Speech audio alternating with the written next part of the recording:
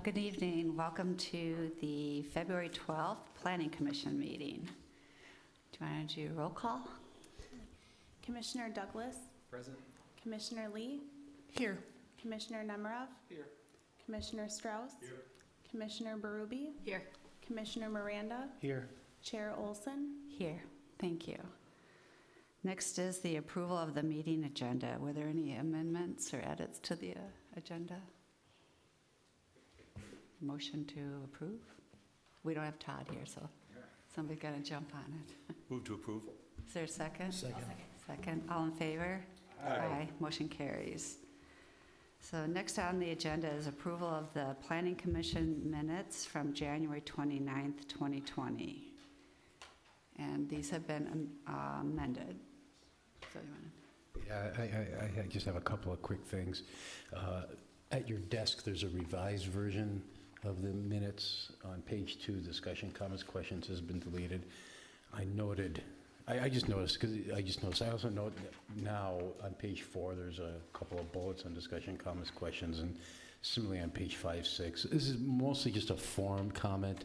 I know that we have decided to move away from discussions, comments, questions in the minutes and refer everything to the video because it's just in compliance with city standards, and also because the video provides a more complete discussion of what went on. So I'm just suggesting that those discussions, comments, questions, just to comply with our agreed upon standards, be taken out of the minutes. Sue, go ahead.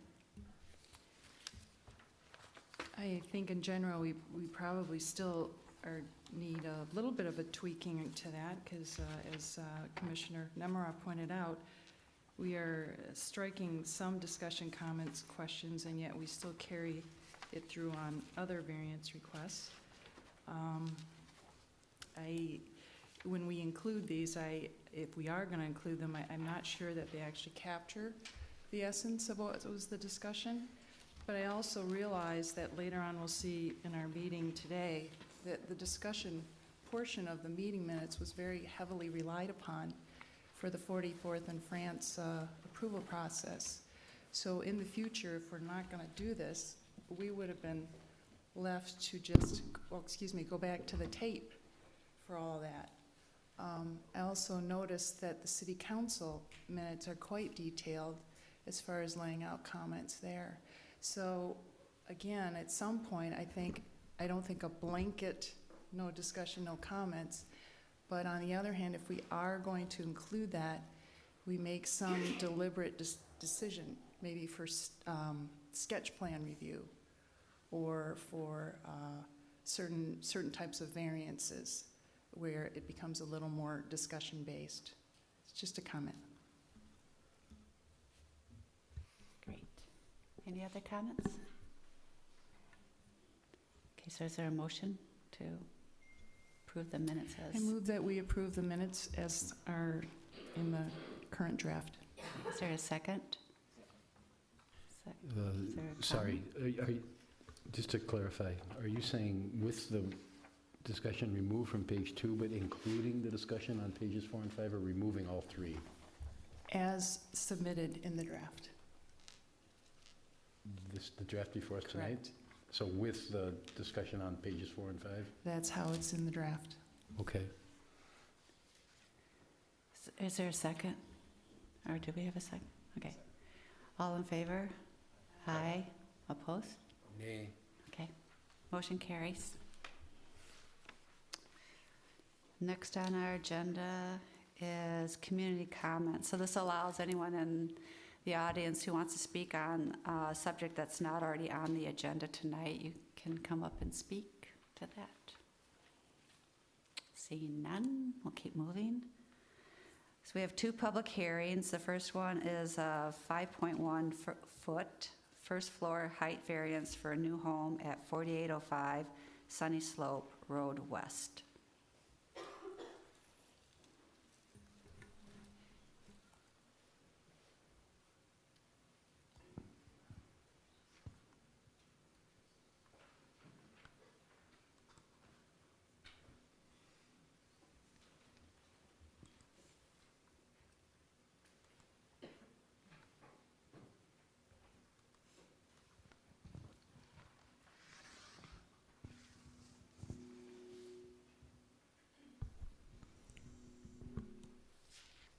Chair and members of the Planning Commission. Sorry about that. So this is a variance request, a 5.1 foot first floor height variance for a new home to be built at 4805 Sunnyslope Road West. The property is located as highlighted where the little red dot is. It's on the east side of Sunnyslope West. You'll notice that Minnehaha Creek actually wraps all the way around Sunnyslope West and east. The house does not back up to the creek, but it is affected by the flood zone. This is a current home. It's a one-story Rambler walkout with a two-car garage. That home will be removed and replaced with a two-story walkout with a three-car garage. So this is a side-by-side of the existing conditions and proposed conditions survey. What you should know is that the existing home is non-conforming in two ways. It is non-conforming in terms of front yard setback. It's too close to the street. It's also non-conforming in terms of the basement floor elevation. This home was built in the 50s. It predates the city's floodplain study that was done in 1979. And the basement floor is lower than it should be. It's actually 3.7 feet lower than the flood protection elevation.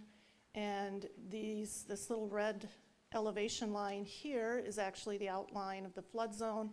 This whole area that's backing up to the back of the home is within the flood zone. So to remove this house, there are two things that would need to be done to make it conform. One, it would need to back up further away from the street, which the homeowner intends to do. It will meet the front yard setback requirement, and it will also be required to elevate that low floor 3.7 feet. Now that does run into a conflict with our first floor height variance, or first floor height requirement, which the zoning ordinance requires that a new first floor can't be any higher than 1 foot above what's there right now. And what that actually translates into is that this new home, if you're going to cap it 1 foot above the existing first floor of the old home and require it to be elevated 3.7 feet with the lowest floor, that leaves you approximately 5.6 feet between the basement floor and where the top or subfloor of the first floor should be. So that clearly isn't enough room for an adequate basement. The zoning ordinance does also require a basement. What the property owners would like to do is to elevate that first floor 6.1 feet, which would require a variance of 5.1 feet. What that translates into is that the basement will be elevated 3.7 feet. And so the basement will be at now an elevation at 890.9. They are asking for a first floor of 901.6. So the difference between those two elevations is 10.7 feet. They're looking at approximately, it's just slightly less than a 9-foot basement. Looks like they have standard construction that they're going to be doing. So there'll be 1.5 feet or 18 inches of floor trusses. And so that just leaves maybe 2 inches or so. So that really then is the difference between what is required, which would be 5.6 feet, and what they would like to, or what they are asking a variance for. So this home will be a 2-story home, although it will have a look of a 1.5-story home. It has a gable end on the side towards the north, but that second floor is inset the whole length of the single stall garage that's adjacent to the neighbor. So that second floor has been inset and away from the neighbor. And then on the south side, you have a 1-story piece that's adjacent to that south neighbor, and then a sloped roof that slopes away up to the peak. So on both ends, they've been very conscious to try to minimize the impact of that second floor. What the elevation shows on the front here is that the overall height is measured from average existing grade, and that's really this line down here. And they are within the required overall height requirements. They are not asking for an overall height requirement. They will be meeting that, so they're not asking for a variance from that. They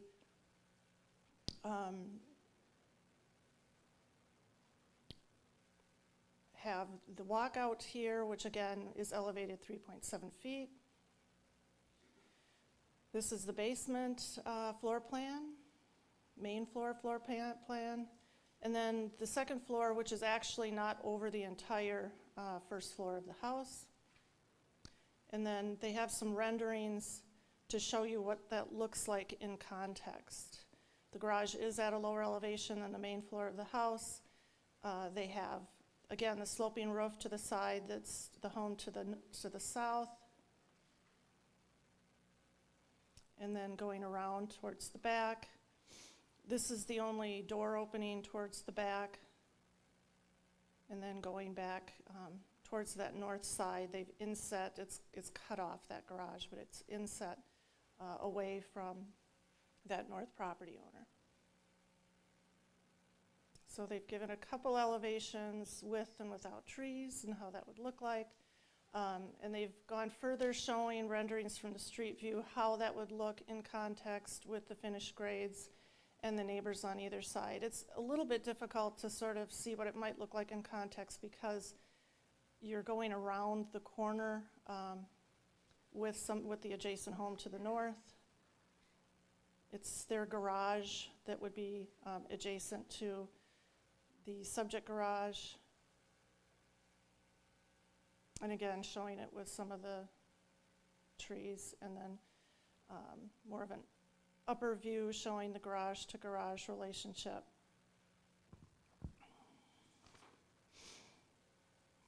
So regarding grading and drainage, the environmental engineers reviewed the application and submitted comments in a memorandum. It was revised, so there was a revised memo put in front of you just indicating that the property owner is responsible for modifications to the existing easement and storm sewer, and the required addition of terminal catch basin and removal section of pipe in existing catch basin. So the primary issue, does the proposed new home meet the criteria for approval of variances?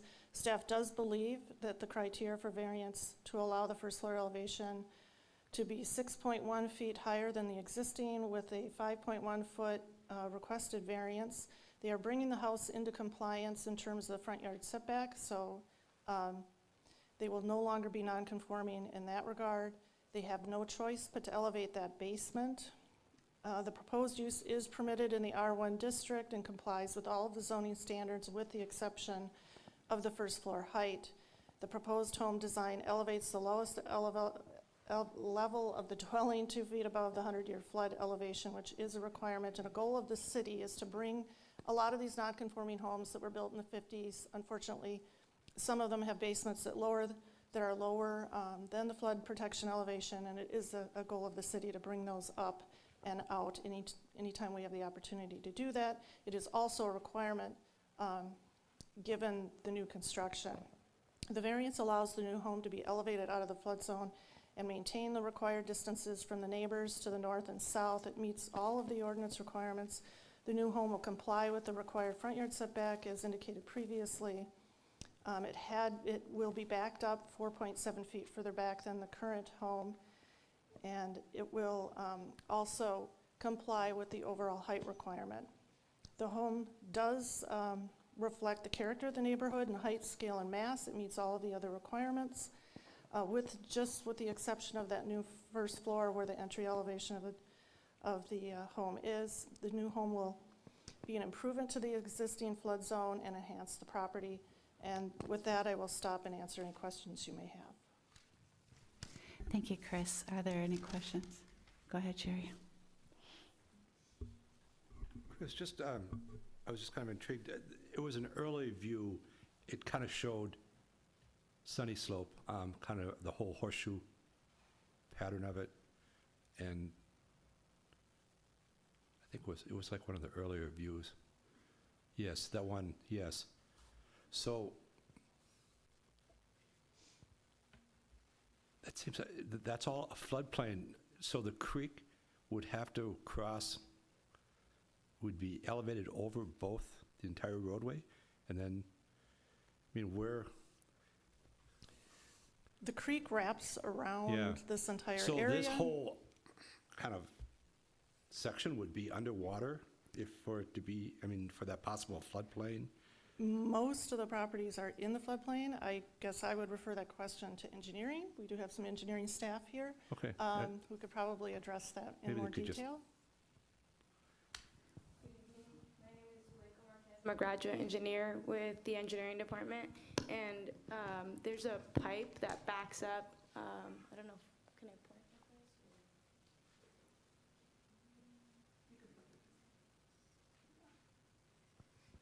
There's a pipe that backs up that connects to Minnehaha Creek, so it's supposed to drain this area here. Like I said, there's a pipe that connects from this backyard into Minnehaha Creek, so it's supposed to discharge. But when this elevation, the floodplain elevation goes up, Kinda it does backflow. So they are proposing to keep the pipe and keep the storage, the floodplain storage in the backyard, but they are proposing to modify that pipe and move it a little bit further east. Okay, thank you. That's good. Great, any other questions for staff? I would just clarify too, speaking of the engineering, so it looks like maybe this isn't there's a memo on the dais here, and it's highlighted that the applicant is to perform work at their expense. So are they going to move that pipe?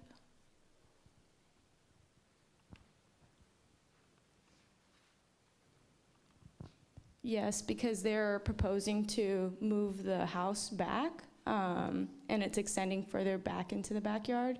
We want to keep that catch basin and pipe to be the lowest point to catch the water in that floodplain mitigation area. Okay.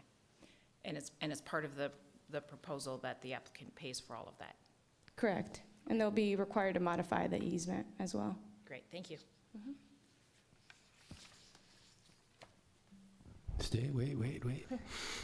So, could you talk a little about stormwater management, what the process is to review the stormwater management, and how it will be determined that this new house might not increase the amount of stormwater going onto neighbors' property? Yeah. So for demo rebuilds, it's required by policy that they submit a stormwater management plan. And for this one, there's no exception. The plan that they submitted shows the existing and proposed grades, both on the survey and on the plan submitted. And typically what I see is people directing the drainage either to the road. So in this case, it would be directed to the street to Sunnyslope Road West in the front yard. And then in the backyard, it would be directing the water to the purple area that you see on the right. That's where they're going to be cutting in to the grade to provide storage. So we checked out their grades, and we would be required to perform a final inspection to close out the project and ensure that whatever they proposed and we approved is what they installed. Thank you, and I assume you have mathematical models you use to measure how much stormwater could be produced at certain levels of storm, and you compare that based on the revised grading of this property to see whether there's any changes, and you'll do that at the time of what plans are submitted? So what they did for this one is that they calculated how much storage there was existing, and then in the areas that they are filling, in other areas of the backyard, they are cutting the same amount. So the net amount is the same. And then at final closeout, we would probably require them to submit calculations to ensure that what they cut was in actuality what they filled in other areas. Thank you. Go ahead, Susan. Chris, could you explain what's the difference between the minimum basement elevation and the minimum low opening requirement. What is the minimum low opening requirement? I noticed it's about maybe 9 inches more, greater in height. So there are FEMA-identified flood shapes, and those are included on our water resources map online, but the city also modeled local flood shapes. And so for the lowest floor elevation, you have FEMA-identified flood shapes. So that one is at I believe, 890.2, so 2 feet above the FEMA-identified flood elevation of 888.2. And then the local flood model, that includes a little bit more information that's specific to Edina, and I think it's also based on more recent precipitation models. So there is a difference, and typically we see that the local models are show higher risk. So from your standpoint, it has to be the 890.9. It's not simply just the FEMA. You actually require the applicant to meet the localized Edina requirements. So we have 2 requirements. The FEMA would drive the lowest floor elevation, and then the local flood shapes would drive the lowest opening elevation. So what does that mean, the lowest opening? Yeah, so lowest opening can be a door. In this case, I think the lowest opening is the door to the walkout basement in the rear yard. But it can also be window wells, the top of window wells. It can be a garage door opening. So there is a difference. So the way I understand this then, I can envision the basement floor. What you're saying is if they're going to have a slider walkout, it actually has to be higher. So there might actually be a step up to get to the slider before you walked out. I think for this case, they match the lowest floor with the lowest opening elevation. But Okay. yeah, in some cases, the lowest floor is lower than the lowest Okay, so opening. you're saying I don't want any openings below that point. The lowest opening requirement is no opening Yep. below that point. Okay. Correct. All right, great, thank you. Chris, I had a question for you. What is the floor-to-floor height from the basement, the new basement, to the first floor? It was a little difficult to tell on the drawings, and I noticed in some of the drawings when they're Xeroxed and copied, when you blow them up on our screens, we lose resolution. So I don't know if there's any workaround on that, but so I'm interested in the floor-to-floor height, basement level. Well, the to the basement first is floor. at 890.9, and their first floor is at 901.6, which is a difference of 10.7 feet. 10.7 feet? That would include everything in between. Sure, 10.7 feet. Yep. Thank you. Great, are there any other questions for staff? Okay, thanks, Chris, thank you. All right, so this is a public hearing. Is there anyone from the public who'd like to, wait, I'm skipping over the applicant. Is the applicant here? Would they like to speak?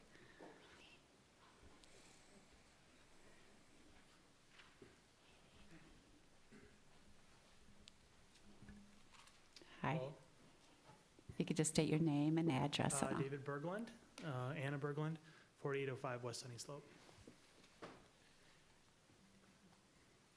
And Kathy Alexander with the Alexander Design Group. So if you can add anything you want, or? I think that we've had some good conversations with our neighbors about the floodplain and everything like that, and the concerns about water. We've told them that we're trying to keep it as it was, and maybe even make it better so that everybody surrounding us doesn't have any more water issues than we already have currently. So. I would add we have great relationships with our neighbors. I know a lot of people in the neighborhood, which is why we want to stay. When we moved into the house 3 years ago now, our plan all along was to either renovate or expand. And as we looked into it more, the basement of the home has flooded a couple times over the last 70 years of the life of the home, and there is kind of moisture issues in the basement, and that is really driving our decision to tear down the house and start fresh with the higher basement floor. And, you know, we do need to have, we have 2 little kids and potentially more in the future, so that's kind of driving our desire to have a bigger home. But we love our neighborhood. We have great relationships with our neighbors, and we really hope that we can stay on this lot and build the home that Kathy has designed for us. Excellent. I think staff did a good job of covering a lot of the issues. I'm here to answer any questions you might have. As far as the 10.7 feet floor to floor, 20 and 3/4 inches of that is floor system. And we have an 8-foot, 10.5 basement, I believe. Great. Are there questions for the applicant? Go ahead, Sue. Are you the architect? Is the architect? Oh, okay. So in the renderings, which are very helpful, are they drawn to scale? Yeah. So you were able to obtain sort of, or at least extrapolate the dimensions of the surrounding homes either side? Right. So the surveyor shoots everything, and we were able to take from the survey the elevations of our house, the land, the neighboring 2 houses, also their footprint to scale. And then between that, Google Earth pictures extrapolate the heights and the mass. So it's very to scale. And the house we designed is to scale also. So it's probably as accurate as you can get using the data that's out there right now without going. It's within inches. Yeah, great. Thank you. Any other questions? No, thank you so much. So now I'm opening the public hearing. Is there anyone from the public who would like to speak on this application? Okay, seeing none, is there a motion to close the public hearing? Move to close public hearing? I'll second. Second, all in favor? Aye. Aye. Motion carries. So bringing it back to the Planning Commission, any other comments? Motions? Go ahead, Sue. I found the drawings very helpful, and to me, it's always really important to kind of see how it's fitting in with its neighbors, and I think we've seen now many examples of different ways that that's been accomplished and submitted to us. Sometimes they're very, very crude, and sometimes they're very, very, as this one, almost within inches. I think that really makes it much easier to sort of understand how it fits character-wise. The massing and everything seems to fit well, and one comment I thought that was interesting from Chris was that she mentioned the sloping roof to the sides of the neighbors. That's what's typically called a hip elevation, end elevation, versus a gable. So a lot of homes we look at, it'll just be literally the salt box roof. And what that does is it makes the end very tall from the side view. By sloping it in or hipping it, it's a technique, I think, that's very successful. And indeed, it matches the roof style in many of the homes in the surrounding area. So that part is very much character-driven when a home is redone. So I appreciate seeing that. It's interesting that initially when I looked at the 5 feet or 6 feet, it seemed like a lot because we're used to saying, oh, it's, you know, come on, you can stay within a foot. But when you realize that some of these larger lots and the slope of the land, really there's no such thing as, you know, street level to front door. They're all so unique. And I think, again, that's a sort of an example where we have this ordinance on the books, but in some instances it probably works better for those tightly packed, more homogeneous and level neighborhoods. So in this particular case, I think that they did a pretty good job of documenting where the height is going. The 20-inch in structure that is between the floor to the floor height is not excessive. Again, I think that at some point our commission or the city should land on what is an acceptable floor to floor height.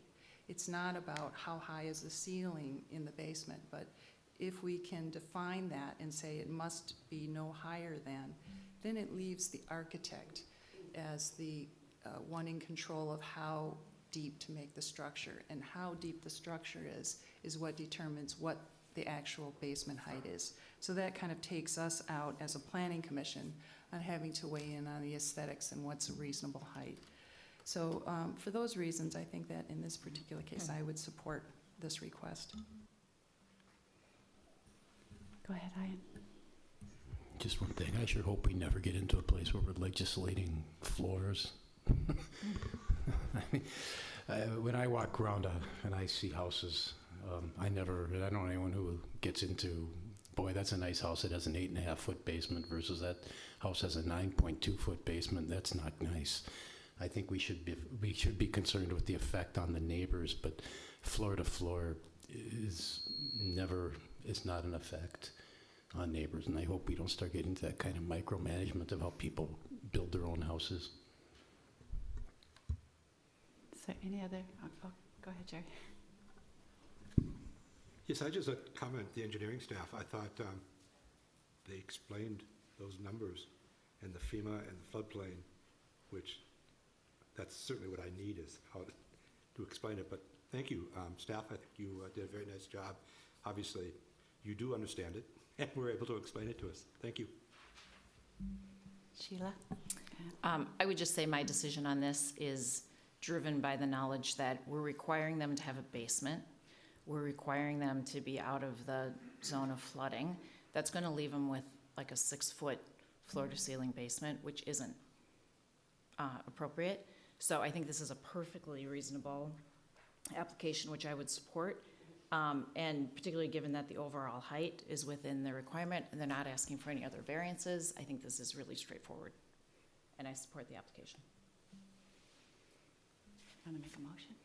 And I'd make a motion to, I move that we support this application as submitted by the staff. Great. Is there a second? Any more discussion? No, all in favor? Aye. Motion carries. Thank you.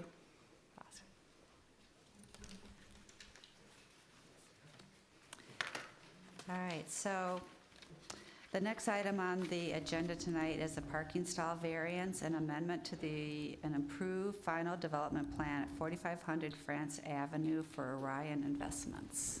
Carrie. Thank you, Chair, members of the Planning Commission. So this property is located up in the 44th and France Commercial District. Specifically, it's the southwest corner of Sunnyside Road and France Avenue. Here's a look at the building that's currently under construction. It was approved by the city a little over a year ago. It will be 3 stories of housing above a first floor of retail space. It was anticipated that a restaurant would be included in that corner piece of the retail space below. So this is a look at, any way you could turn my mic down a little bit? Sorry. So this is the retail space here on the corner. It was anticipated to be a little over 3,500 square feet. At that time, when the approvals were given, that space was limited to a 35-seat restaurant. That was essentially driven by the other square footage from the 2 retail spaces to the south. So based on having enough retail space to provide parking for those retail spaces, a code-compliant restaurant was figured to be about 35 seats at that time. So that was a condition that the City Council put on that overall development plan.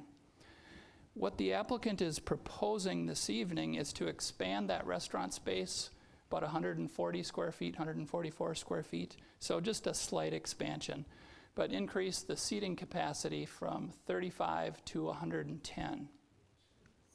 So what's asked of the Planning Commission this evening is a parking stall variance.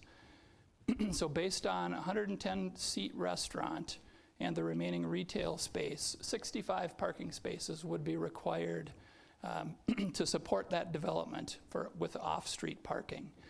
18 spaces for the retail space and 47 spaces for that restaurant. That would assume the code reads 1 space needs to be provided for each 3 seats within the restaurant, plus a parking space for the maximum number of employees on their busiest shift. So in this case, it was anticipated for 10 employees. So there's that variance, but also because of the original approval that conditioned the restaurant space to have a maximum of 35 seats, they're also requesting an amendment to that final development plan. So because there is a final development plan attached to the variance, Planning Commission is making a recommendation this evening. That would be forwarded on to the City Council for March 4th. So the primary issue for consideration here are the findings for variance met. So in going through each of the criteria, staff does not believe that the variance findings are met in this case, and I'll go through some of those criteria. So the first is, does the proposal relieve practical difficulties that prevent reasonable use from complying with the ordinance requirement? We don't believe that there are practical difficulties in this instance. It's caused by the applicant's desire to increase the seating. They were originally proposed or approved for a 35-seat restaurant. We believe that's reasonable, the original approved project. The city hired SPAC Consulting. Max Moreland is here this evening to answer any questions that may come up in regards to traffic and parking. But the study concludes that there would be 4 days within a week where they would be short parked. There would be 2 weekdays around that 6 to 7 p.m. Time frame, and then each Friday and each Saturday night around 7 p.m. they would be short parked. I didn't mention that, so I believe I got a graphic here, the next page. The applicant also owns the property to the south, so they're suggesting that 15 spaces be made available for customers in the restaurant to utilize those spaces during the peak times. Businesses to the south would be closed at that time. However, even with those additional 15 spaces used, the parking study concludes that they would still be short parked for off-street parking.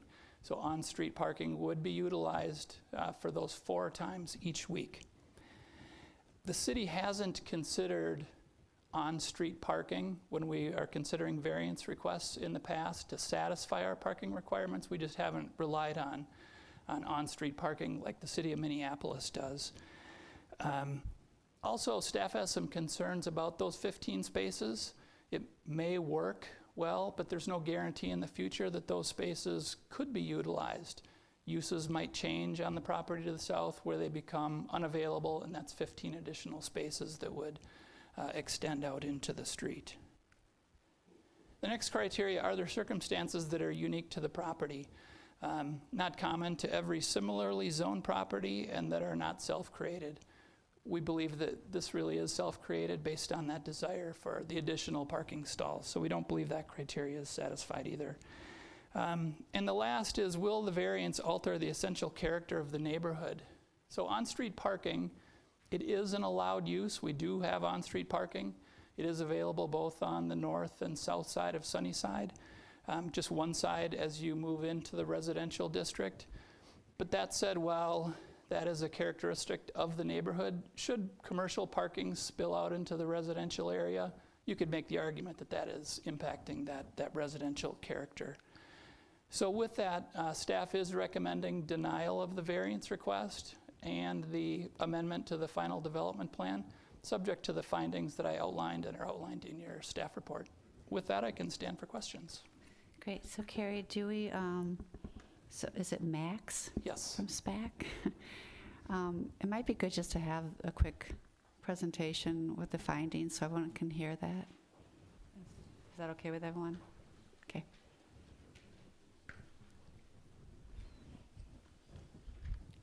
Hi.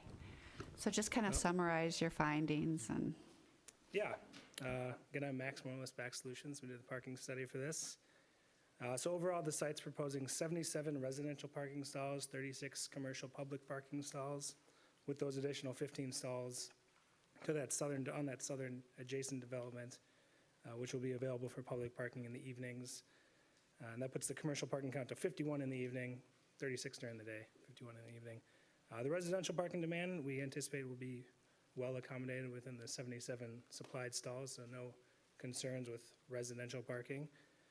Focusing on the commercial parking, so the restaurant and the retail, we did a parking demand analysis for every hour of a typical week, and the commercial parking demand is anticipated to be accommodated within the on-site supply, with the exception of a few hours per week, as Carrie mentioned. So 6 and 7 p.m. on the weekdays, 7 p.m. Friday, 7 p.m. Saturday. During those times, we expected a parking demand between 2 and 13 spaces higher than the available supply.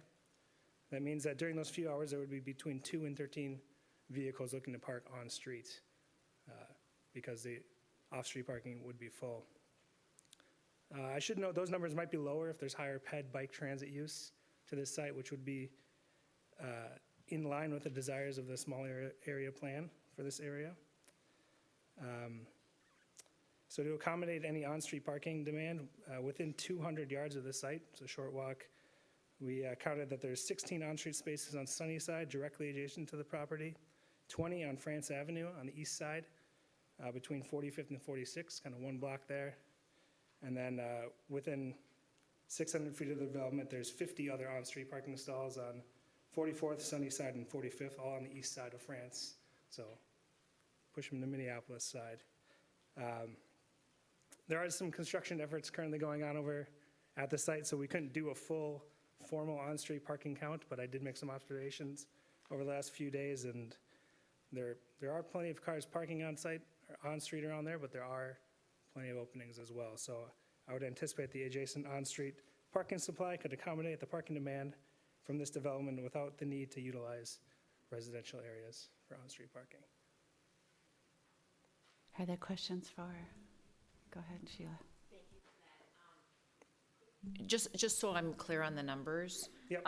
So you said you counted 51 spots for the evening.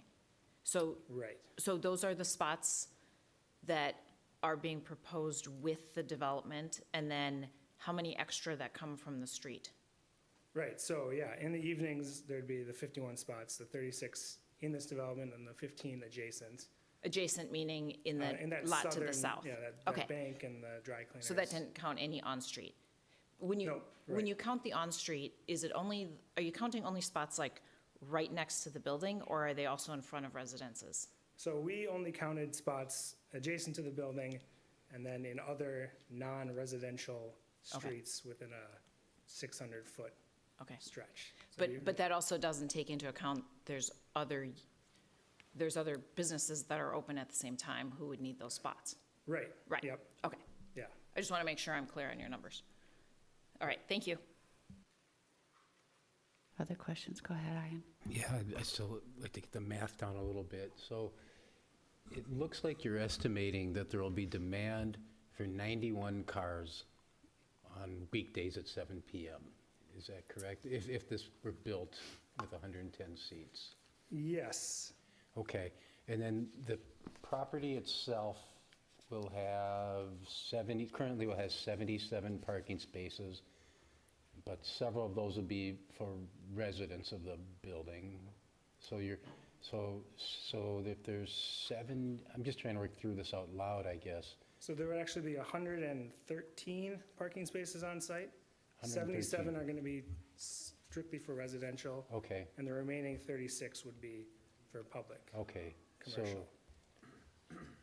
So then there's going to be, what did that say, 91 cars at 7 p.m.? 91 cars at 7 p.m. minus 36, that gets you to what, 45, 55? And then you subtract the 15 to the south, that gets you to a deficit of 40. And then you're saying that deficit of 40 could get filled by available on-street within 600 feet? Not exactly. So the number I've got here is 96 at 7 p.m. on a weekday. Okay, 38 of those would be for the retail, or for the residential, sorry. So that leaves 58 kind of commercial demand, restaurant and retail. So those 58 people would be looking to park on-site or on-street. 58 people looking to park in 51 spots means 7 cars would be overflow to the street. Okay. Okay, thanks. Any other questions for staff? Great, thank you. Carrie, I have a question, just a clarification. So just to remind me, so when this was in front of the Planning Commission, we were just kind of saying if they came in with a restaurant and it required a variance, it would come back to us, but we never discussed the number of seats. Is that correct? And that's what came out during the council. Correct. And, okay. All right. So we just always kind of left that open, knowing. Yeah, we were assuming a code-compliant retail, should it be restaurant. We didn't get into the specifics of the number of seats. Okay. Were there any other questions for staff? Okay, go ahead. Carrie, going back to, well, soon we have a couple of members here from the small area, the 44th study group, but going over with the consultant, Bill Smith's group, in that first review, he talked about the overall parking situation and that there was a lot of parking not very well coordinated or managed, and that what needed was this, general parking study or plan? I mean, where does that fit in this deliberation possibly? I mean, it hasn't been done, it isn't a factor, it could be a useful information or development, but when was that going to happen, or could that happen? I guess that's the nature of my question. Yeah, so that is, it was a recommendation in the small area plan. It is in the city's work plan to begin those discussions to talk about doing district parking, across the street to the north. The city owns a parcel back there, kind of behind the convention grill, but we don't have, that plan's not ready yet. If we had district parking, similar to 50th in France, potentially something like this could be considered with a higher usage kind of restaurant. But unfortunately, we're not in a position today to know for sure whether that's coming or not. It's a goal of the small area plan, but we're not quite there yet. Sheila, you have? Okay. Sorry, can you just clarify, is it on the 2020 work plan for the city council? Or is it just sort of? Yes, so it starts with it's within the capital improvements, the CIP for the city, to begin those discussions. So we want to get all the businesses together and begin talking of what this might look like, what are the costs, but no definitive answers yet. We just need to start that discussion this year. Okay, thank you. Great. No other questions for staff? Okay. Great. So is the applicant here? Would you like to present?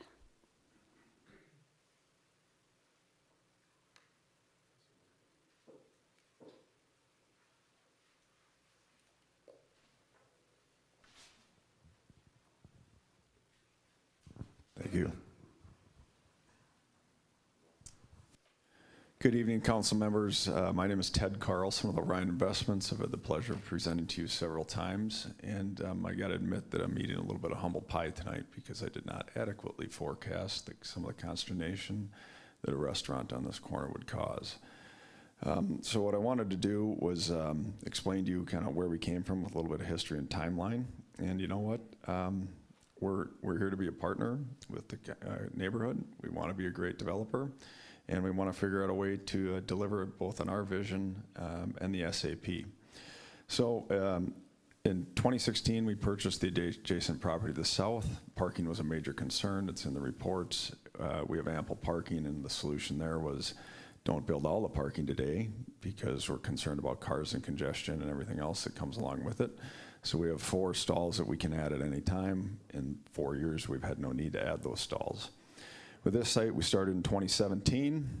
We closed in October of 2018, so that's when we last talked about developing district parking, and nothing has changed since then. We started construction this May, and we're looking to deliver in August 2020. So we took time to wait and see what developed out of the SAP process. Quick highlights are that we developed a public plaza with gathering space, seating, and artwork. We've got wider sidewalks with benching and landscaping that are designed to create community interaction. And all of our parking is underground or screened and enclosed. We also eliminated curb cuts, which very major point of discussion when this was approved, and we also agreed to share our driveway to the south to further make it safer for residents and pedestrians. Also, I think we should point out that historically, again, the site was a dry cleaner and gas station, and for over 40 years, it was a 500-seat theater. So I believe all of these previous uses created more traffic than a mixed-use project, or certainly than a restaurant. Do I just click here? So these are the highlights of guiding principles 2, 3, and 7 from the small area plan. The key points for us was that the small area should apply a place for to gather and spend leisure time. And a restaurant was repeated often and often to us as we took almost 16 months to work through the process about what the residents wanted on this corner. Secondly, we talked about circulation and connections and how do we make it convenient and safe for pedestrians to include bikes, walking, and transit, yet there's no accommodation made in the code to accommodate any pedestrian, bicycle, or transit use, all of which are core components of the small area plan. Lastly, on parking, it's key that there's going to be changes over time as people use different modes of transportation. Ride sharing is one of those, and fewer parking spaces are needed. Our parking is hidden and beneath the building. And if on-street parking capacity is included, as you heard from Max at SPAC, the area parking will accommodate our proposed restaurant capacity. Lastly, and I believe Commissioner Strauss picked up on this, the private parking across the street in Sunnyside, and as part of the small area plan, and those of you who participated will remember, is less than 50% utilized. One thing that we wanted to do, and I appreciate the comparison to Red Cow, because the last thing that we want is a developer who's community-based and owns other projects in Edina and hopes to do further development in Edina, although we got to admit my appetite to do development in this area is somewhat limited at this point. We wanted to take a look at what are the other area restaurants are like with the parking ratios. So I developed what I called my seats to stall matrix, which you've hopefully had a chance to review. So I wanted to draw some quick comparisons to Red Cow. So roughly, if we used all 36 of our public parking stalls on site, nothing on street, nothing in our adjacent property to the south, we would have a 4.4 better parking ratio than Red Cow. If we assumed that all of our other retailers were 100% full on parking at any time the restaurant was open, we'd still be 2.5 times better than Red Cow, with zero consideration for our adjacent parking that we own or parking on street. There's 7 stalls in front, so to speak, of our project on the same side of Sunnyside. There's 9 across Sunnyside, and there's 20 stalls on the Minneapolis side of France between 45th and 46th Street. We have 3 spots for bike parking, and we have a bus stop immediately across the street where I've had the pleasure of meeting a few of the different neighborhood residents at time to time. One of the biggest things we wanted to do was get ahead of this as we were in negotiations with a restaurant operator to occupy and hopefully bring a great vision to the site that's a neighborhood restaurant where you and I can go have a beer. My wife Amy and I, who's watching at home, can go on a date night, or we can choose to eat rather than dine with our children, because with children, you're just eating. So I'll introduce, when I'm done here, Rebecca Illingsworth, who's the owner of Tinto Kitchen at 50th and Penn. And we're excited about Rebecca because she echoes what we have in our site next door, locally owned, neighborhood-friendly business owners and operators. There's a lot of angst about this, and a lot of very passionate people who are very educated on what to do, but very little do I ever hear in the ways of solutions and ideas to overcome problems. So here's a list of different things that we've thought of. Is there an area business council or citizen committee to explore the area parking district? Since we started this in May of 2017, area parking has been talked about. Nearly years later, nothing has happened. We'd be happy to be part of that, but we need the city to take an active role. Secondly, an easier solution might be resident and guest parking stickers with signage to discourage parking in residential streets. We don't want that any more than the neighborhood does. Lastly, or not lastly, next we want to recognize our goals and objectives are aligned with the neighborhood goals, and I'll dive into that next. I want to ask what level of seating, thank you, would be acceptable to the city and or the neighborhood? What are the proposed uses would be here? We met and talked to Steve Vieker at 44th Street Dental and his partner Carl Schneider, who are longtime Edina residents and area business owners. We all agreed, you know what, a dental clinic's probably not a great use for this corner. Lastly, for those of you that have experience in real estate or development, it would be very unwise of us to lease the remainder of the retail space to someone who's got significant operational hours after 5 p.m., which is most retail operators. So unlike Kerry, who I have a very good working relationship with, and one of these days I'll hopefully earn a recommendation of positivity from him, but I respectfully disagree with him that we don't meet the needs of a variance. And simply put, you'll see a lot of conflict here. There's conflict between city code, parking code that has not been updated since 1970, and the small area plan. There's conflict between staff and the traffic and parking consultant SPAC. So we believe that this is a unique urban node that's got a lot of great character. We openly and readily recognize that. And we're not necessarily causing it, and that, yes, we are certainly building a new project here, but we're trying to meet multiple masters. Masters of the city, masters of small area plan, masters of staff, masters of traffic and parking consultants. So we're looking to solve the needs, and we're looking to solve and provide solutions and create a neighborhood amenity that we heard over and over during the small area process was something that people wanted. So again, I want to echo that we're 100% aligned with the neighborhood. Parking issue is not acceptable to us as developers and owners, as our reputation will suffer. A parking issue is not acceptable to the restaurant operator, Rebecca, as the customer experience will suffer. A parking issue is not acceptable to us as owners of the adjacent properties, both in Edina and Minneapolis, as our existing tenants will suffer, which creates financial challenges. And lastly, it's not acceptable to me as an Edina resident, as we lived here for 16 years and I don't want to catch an arrow in the back walking down the street. So based upon our experience in owning 2 other 44th and France area properties, our history with redevelopment in this area, we agree with SPAC and we agree with the small area plan that parking to support a 110-seat restaurant is more than adequate. If for some reason parking is not adequate, you're going to have a very motivated team to find a solution. So with that, I'll stand for questions, or alternatively, I'll introduce Rebecca, who we would love to partner with to bring her restaurant vision to life on this corner. Great. Are there any questions for the applicant? Go ahead, Sheila. Thank you for your presentation. You've mentioned, and I know based on experience working on the small area plan and other conversations, that you make an effort to reach out to people in the neighborhood. You mentioned that you spoke with the dentist. I'm wondering what kind of conversations you've had with the business owners who own parking spaces, and whether you can use those parking spaces behind, Convention Grill or other places. I think if you haven't heard already with emails, or in the future you will hear from emails from from adjacent business owners. Bobby Thorpe is in the audience tonight. She owns the Convention Grill building. Tony Remarchek, who's the operator of Convention Grill, he and I spoke last week. I would hope that he would have emailed letter of support. John Remarchek, Tony's father, owns the City Homes building. Phil Seidel, the doctor who does primarily airline physicals, is next to them. And Jeff Caribou, who's also a real estate developer, owns what used to be the Lice Lady and now I believe is, I can't remember what it was. So, and in addition to Steve Eager and Carl Schneider. So in answer to your question, Commissioner Berube, we've had conversations with almost every business owner in that area, including also Steve Young, who owns Brugger's and Caribou Coffee and is Rebecca's landlord on her 50th and Fenn property. So the answer is resounding yes. And the result was that you can't use that land? No, the result is we're here to support you and what you need, and that's where it's if it becomes a problem, because we heard parking was a problem on our property next door that has simply not materialized.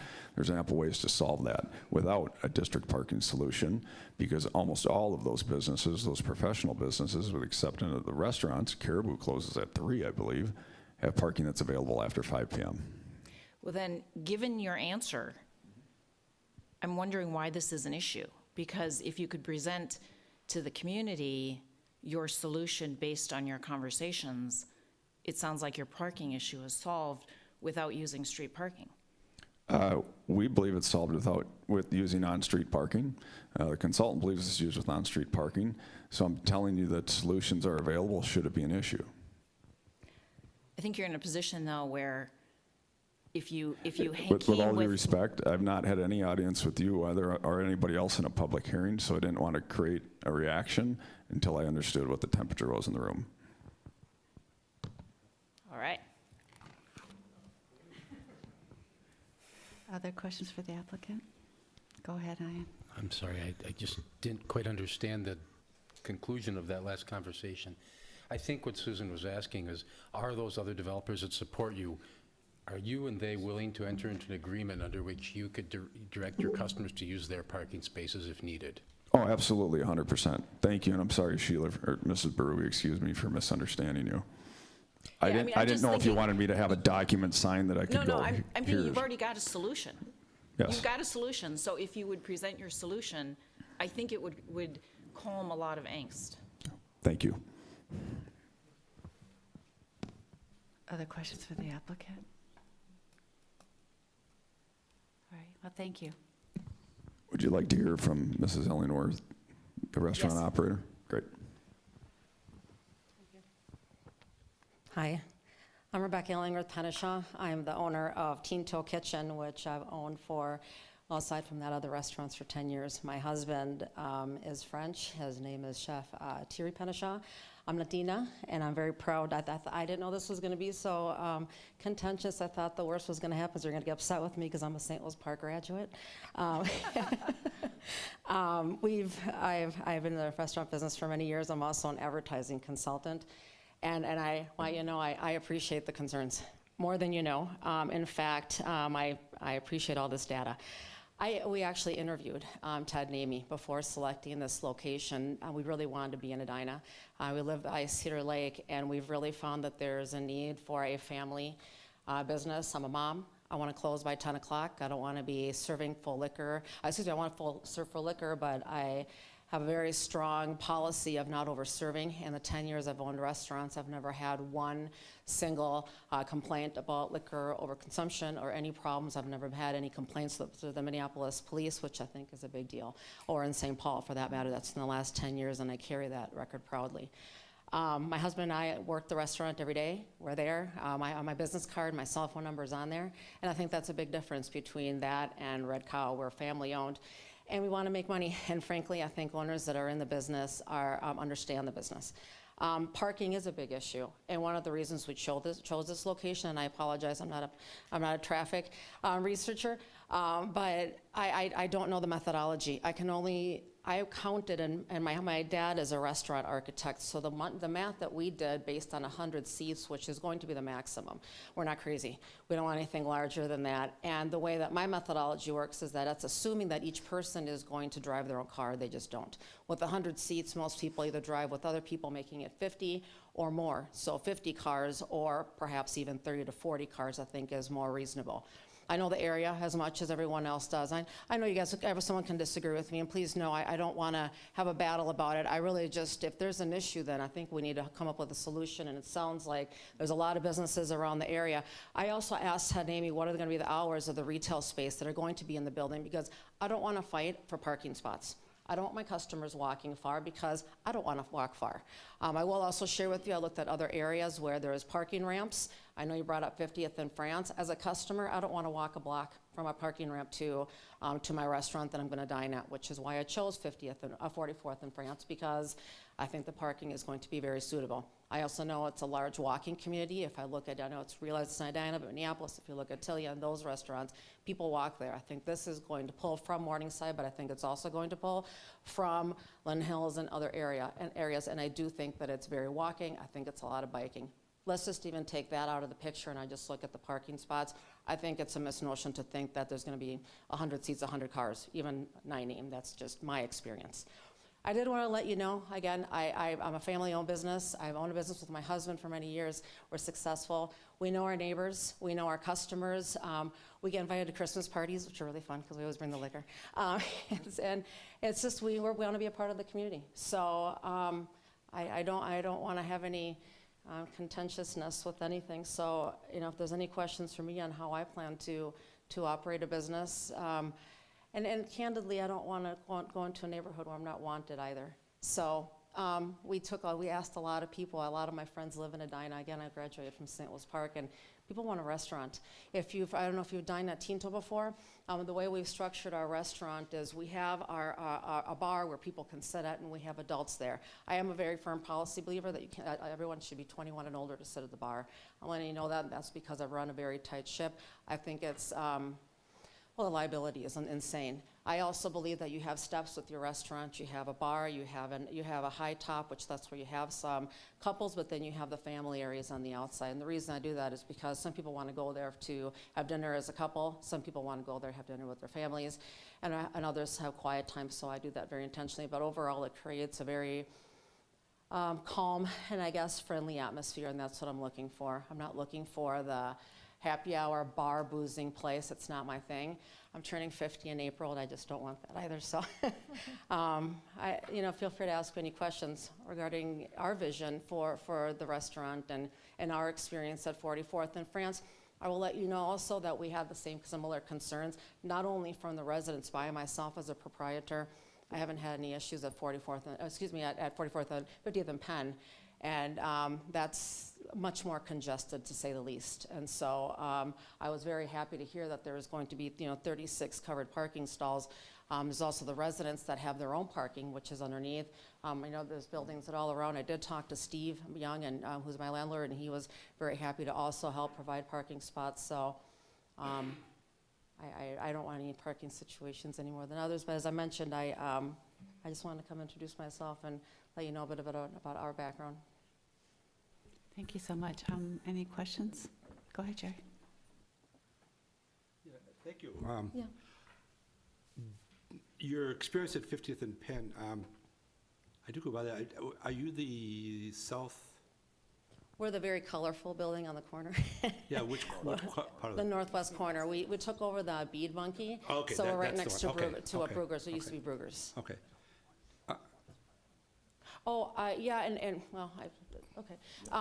We've been lucky and fortunate enough. We just found out that we have a tortilla, which we make in-house. It's gluten-free, and this is a nice little plug, thank you. Yeah. Gluten-free and vegetarian that Lunds and Byerly's just picked up our tortillas, so we'll be in all locations as well as our hot sauce. So as I mentioned, not only am I a restaurant owner, I'm also an advertising executive. Do your customers use the off-street, the neighborhood? Yes, I mean, is it posted any special, like by permit or anything, or No. there's no special requirements? No, there's not. Okay. No, the feedback that we got from some of the neighbors, a couple neighbors had wanted, and I don't live in the neighborhood, I can only tell you what my neighbors said. They don't want permit parking because they feel, and I don't know if this is the case or not, but for resale, they didn't want to have to limit. A friend of mine had a party, I don't know, over by Red Cow, and she had, in the afternoon, I don't know, she couldn't have guests over. My experience has been that neighbors don't want permits, so we don't have permits on our block. Okay. Well, thank you. Your explanation and your experience brings very good information to this.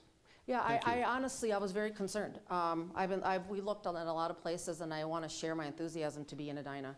Again, I graduated from St. Louis Park. A lot of my friends live in Edina, and I do feel that there's a need. This is an investment for us, and I don't want to go somewhere where A, we're not going to make money, B, where we're not wanted. And C, we're a family restaurant. Again, I don't want to be open past 10 o'clock. I know some people asked if we'd be open till 11 on Fridays and Saturdays. I don't know. I don't really think it's necessary. Right now we close at 10 o'clock Fridays and Saturdays. And maybe I'm getting older, but nothing good happens after 10. It used to be midnight, but I mind it's 10. We're very content with that. And again, we're a family business. I hope that you've all dined at Tinto before, and I know our atmosphere, but I want to bring that same profile to this. We're looking at a French Latino fusion with my husband. He's from Normandy, and I think with with the French School in Edina. Candidly, I get a lot of requests for donations as well for Edina High School, and it's difficult for me because I want to support Southwest and Washburn, and this gives me an opportunity to work with the community and support the high school, and I'm pretty excited to work with the French School, to be candid, because of my husband. I'm fluent in Spanish. I'm from Mexico City, and so it's also nice to be a female business owner in Edina from Mexico, so very proud of that as well. Thank you. Any other questions for the? No, great. Thank you. Thank you. Thank you. Great. So this is a public hearing, and there's a lot of you out there. And I just want to note that we have received all of the written comments, and there've been a lot of them, and so really appreciate you taking the time to do that. So you can come to either podium, and you'll get 3 minutes.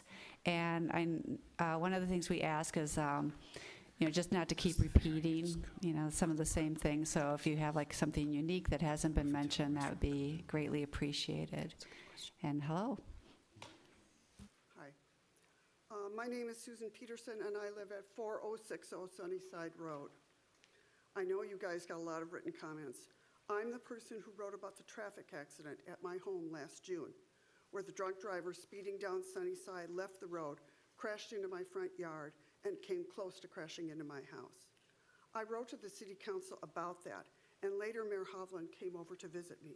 He and I talked about traffic safety on Sunnyside, the impact of the 4500 France project, and it became very clear that the mayor thought there was going to be some kind of barrier or physical diversion built to keep cars from turning left out of that parking garage door on Sunnyside and onto our street.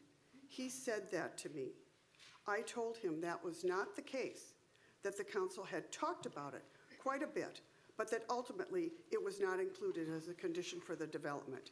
He and I later had an email exchange that confirmed that. I've brought copies of that with me, and I'll hand it up when I'm done.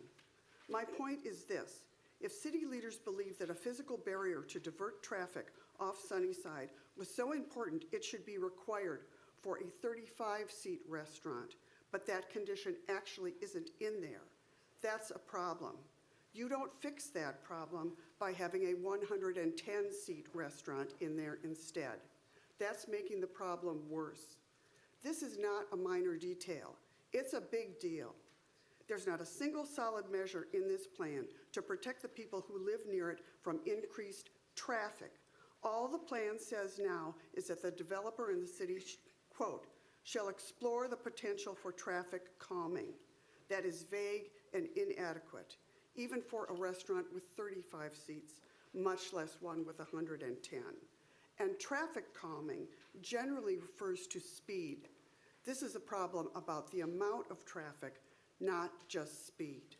I'd also like to note that the traffic and parking study done by SPAC Consulting, a study paid for by the developer, has an invalid before and after comparison of traffic trip numbers. Table 3 on page 5 compares a 3,700 square foot restaurant with a 110-seat restaurant. That's apples and oranges. You can't cite square footage on one hand and the number of seats on the other. Simply put, a 110-seat restaurant in this project would create havoc in our neighborhood. Please do not allow it. Thank you.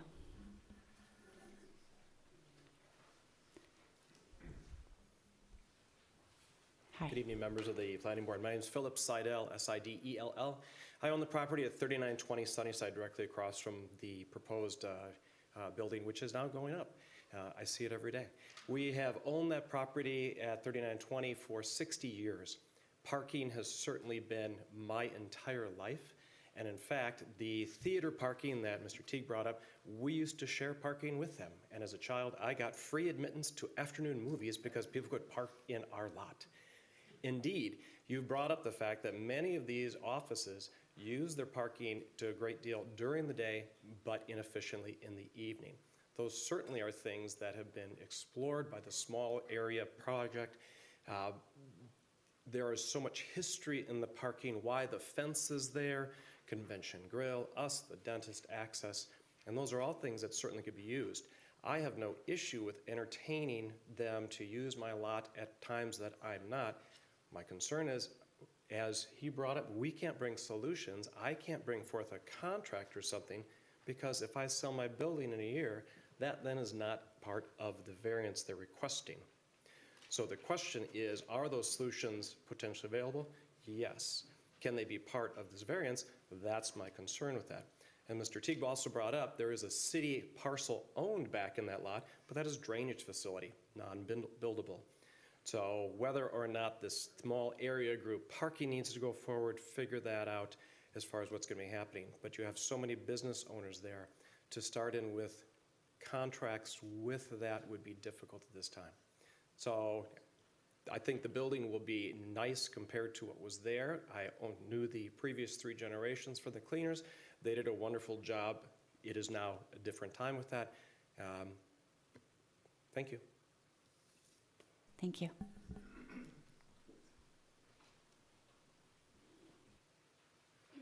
Good evening.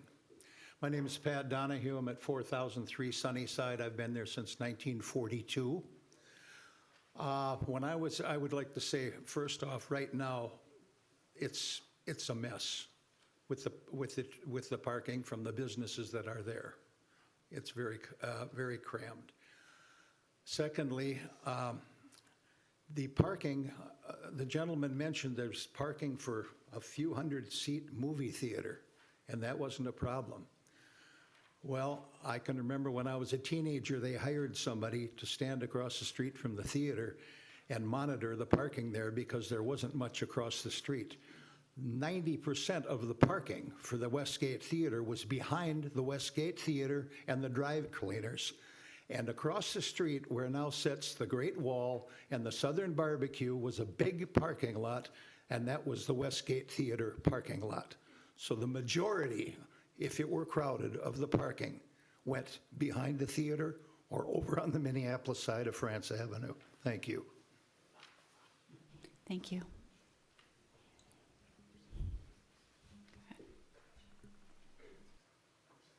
Good evening. My name is Christine Gosted. I live at 3900 Sunnyside Road, apartment number 1. For those who don't know, I live above Caribou and Brugger's. There's 3 apartments up there. I've lived there for over 3 years, and I've lived in this neighborhood all 27 years of my life.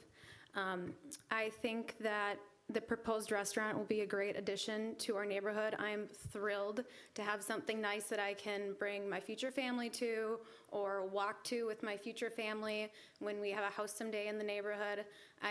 When I heard about this meeting yesterday, I glanced out my kitchen window and I overlook an empty parking lot. That's what I've looked at for the past 3+ years. I actually have a picture of it. I just took a picture of it at 7 o'clock, and I know you can't see it, but there's 3 cars.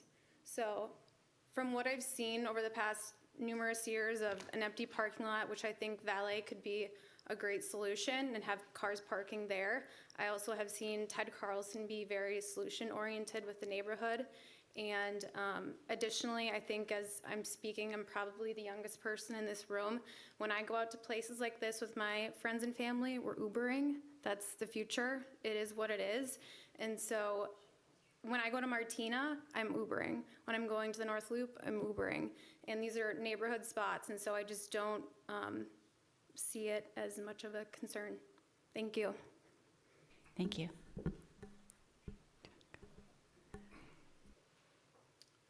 My name is Gary Winter. I live at 4633 South Ewing Avenue, a Minneapolis address. So I'd like to start by thanking the City of Edina for providing written notice, since we live within 1,000 feet of the proponent's variance request. So thank you, City of Edina. I'd like to suggest that maybe staff explore with the proponent if the proponent is making available those surface parking stalls on property owned just south of 4500 France, that an easement be placed on that property so that those parking stalls become permanent for restaurant users, that the easement also prohibit a restaurant from going into that property to the south where there's now a bank, the dry cleaner, and 2 retail facilities, because if you get another restaurant in there, either under the current lease by the owner of that property or a subsequent owner, you'll be facing this easement request all over again for the property to the south. Thank you. Thank you. Oh, I'll get you next. I'm sorry. Got your eyes on you next. Hi, my name is Mary Kay Reisted, and I live at 4055 Sunnyside Road in Edina, and I'm here to express my opposition to the 4500 France Avenue parking stall variance. Residents have been sounding the alarm for 2 years as we watch the evolution of this parking shortage take shape. Now, Orion is requesting what they call a variance, taking the restaurant from 35 seats to 110. That's a 300% increase in seating. And a 300% increase in seating isn't a variance request in my mind, it's more of a game changer. Treating a plan change of this magnitude as an afterthought insults the intelligence of everyone who's followed this project, and it questions the integrity of the development process. According to the staff report, the additional restaurant seating would make this project 29 stalls short. There aren't even 29 parking stalls near that corner. The only available spots are a handful on the street and in the little lot behind Caribou. Everything else is private parking. And so where are all the cars gonna go? They're gonna circle and circle as they look for parking. When they finally, they're either not gonna find it and drive away, or when they find it, it's gonna create excessive traffic congestion and a major safety hazard. During Orion's final pitch to pass the apartment project on October 2nd, 2018, the developer offered a give to get, which is now basically worthless. The developer stated, and I quote, "If you're getting ice cream or pizza across the street, you can park here," unquote. But now, instead of giving parking to neighborhood businesses, Orion is in effect taking all the surrounding parking. And according to their variance request, they're even trying to earmark all the stalls on the Sunnyside, on the on-street parking on Sunnyside as theirs, as they cobble together the real and imaginary parking spots that they're trying to use to offset their shortage.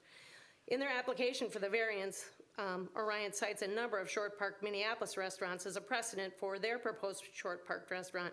And my question is this: why are they trying to use Minneapolis's building codes when they're building in Edina?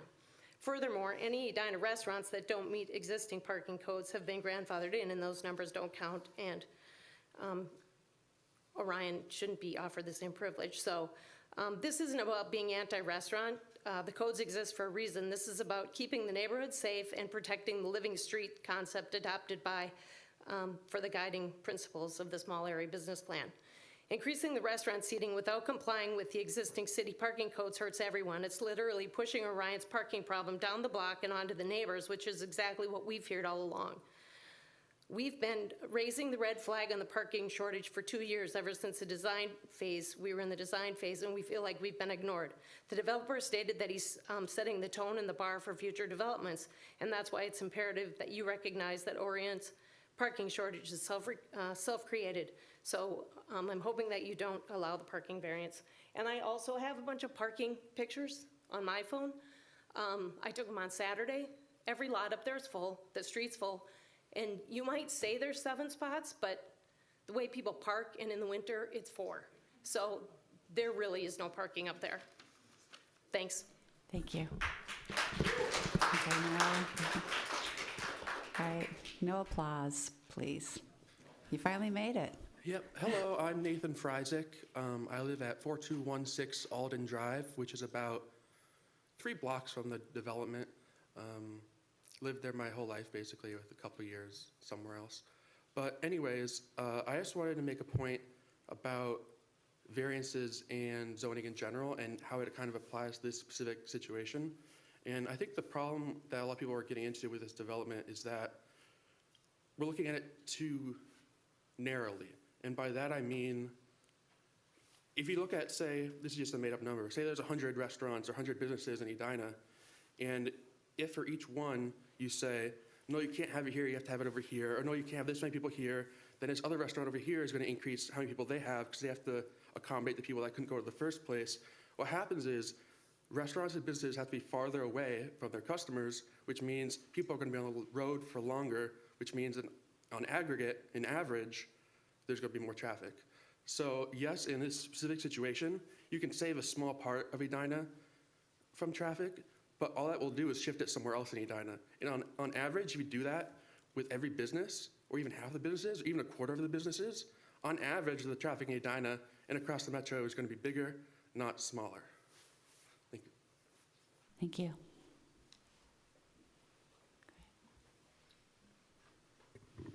Good evening. My name is Isaac Townsend. I live in Morningside on Lynn Avenue. Appreciate everybody taking the time to discuss tonight. I've eaten previously at Tinto, great dining experience. I also parked on Penn Avenue in front of some folks' houses when I went to that great experience. And I kind of felt bad parking my car in front of somebody's house. But hey, that's the rules over there. I'm a homeowner in Edina. I did a large remodel. I live next to Phil Siddell. And as part of that remodel, similar to the case we heard earlier tonight, I had to do a groundwater study. And I had to spend money to put a big catchment basin in my backyard. Had to spend thousands of dollars to doing it so I could comply with the city code, right? And I thought that was fair. That's the rules. I wanted to do the remodel. I wanted to be able to add that extra square footage. Edina did the thoughtful planning to establish the rules and what I needed to do my part. Excellent. I think in this case, we also have clear rules that have been thoughtfully developed around how many parking spaces are needed, given the community's interest in the type of streets and layout we want. The rules are really clear. I thought the staff did a great job of laying them out and laying out a point of view on how this doesn't comply. I don't think we've heard a single factual statement refuting the staff's assessment about how this variance doesn't comply or meet the bar set by the rules. So given that we've invested the time as a community and think about what we want, defining the rules of the game, I don't know why we'd walk away with that. If somebody wants to take action, they can invest the money. They can build more parking stalls, get it in writing or build it themselves, just like I did in my backyard. Thank you. For all these reasons, I don't support the variance and appreciate the time. Thank you so much. Hi. Good evening. My name is Bob Cundy. I live at 4521 Drexel Avenue, 4 blocks or whatever you want to call it from the proposed development. I'm here today to support the comprehensive plan for the city of Edina and the small area plan.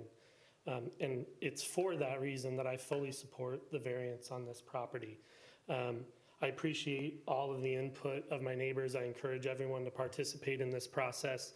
I do respectfully disagree with the staff report that was put forth. If you read the very last line on the first page, it states that a developer or applicant does not need to prove that there is no other reasonable use for the property in question, only that their application is for reasonable use. But the staff then later lists in point number 3 that they're denying it because there is another reasonable use. The second bullet point is that they say that there is no practical difficulty. If you read the small area plan, your small area plan, many of you are involved in this. This is a case study in practical difficulty. Numerous times in this document, we talk about how small these parcels are, how we only control half of the node, given that we're right on the dividing line with Minneapolis, the age of the buildings, the difficulty with parking. It's a case study in providing a difficult area for development. I look at the floor plan for the development on the main level, and you note that 65% of that space is dedicated to either the public exterior space or to public parking that has an easement for other people to use. The developer is only proposing that 35% of that space be for their profit, if that's what you want to call it. I point out, the previous gentleman, and again, I respect everybody's opinion, pointed out that the ordinance that is being used was well thought out. It was. In 1970, it's 50 years old. And if Edina in 2070 is going to be a city of the future, we cannot use an ordinance that is already 50 years old to guide that development. I'm holding a physical copy of the 1984 city code, and it's verbatim what it is today. So if you look at our comprehensive plan for the city of Edina, which was adopted in December, it specifically says the parking ratios for mixed-use development should reflect the internal capture rate. It It's intellectually dishonest to say that people that live in these 41 units aren't going to walk downstairs and have a drink at the bar or eat at the restaurant. If the staff report does not follow the comprehensive plan and accounting for that, then none of the numbers that we've talked about today matter. I'll close in saying that the city of Edina is, I believe, 13 years into an 18-year proposal whereby we reduce our emissions by 30%. We cannot do that unless we allow our neighborhood nodes to become a place that people walk to. In 16 years, I have twin daughters that are 12 weeks old. In 16 years, they're going to need a job because I'm not going to pay for twins for more than that. And I'm either going to buy them a car so they can drive to the Cheesecake Factory at Southdale and work there, or I'm going to tell them to walk to 44th and France because you all did a good job of developing a mindful community node. Which of those actually achieves the goal? I echo the sentiments about where we are with the community parking. We haven't done that job. That's on us. That's on you. It's on us. It's on the city council. And now we're trying to put it on a developer. Quite frankly, I support the amendment. I don't think that he necessarily presented himself well today. I think that everyone's very frustrated in this room, but we can't put our failures on the first developer to jump in and try to do what the small area plan says we want it to do. Thank you. I'm sorry I went over time. Thank you.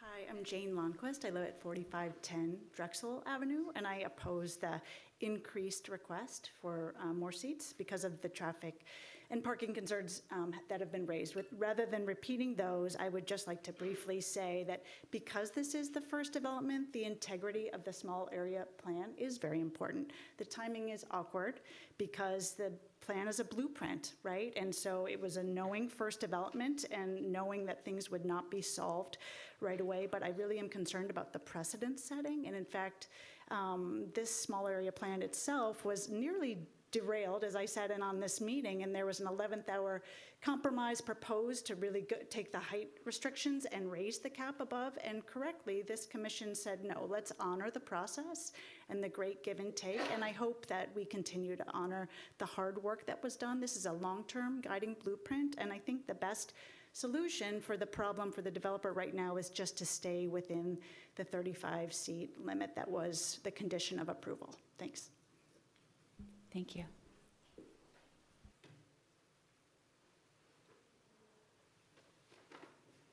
Madam Chair, my name is Sarah Lathrop, and I live at 4008 Sunnyside Road. And I'm here to ask you to reject the proposal and the request for a variance. The first thing I thought about when I heard about this request was the guiding principles that were developed after so much work and so much energy and so much input from the community and this group. And two of the principles, the guiding principles, the stated values that we have decided going forward we should be honoring and using to guide our decisions are make sure this is a convenient and safe type of movement for a variety of transportation, and that parking should be hidden from view. This request flies in the face of both of those guiding principles. Tripling the restaurant seats, especially without adequate parking, will endanger more walkers and bikers that use this neighborhood all the time. I walk to my bus every morning to go downtown in this neighborhood. At that corner, my children walk with me to the co-op every afternoon, and it's super dangerous already.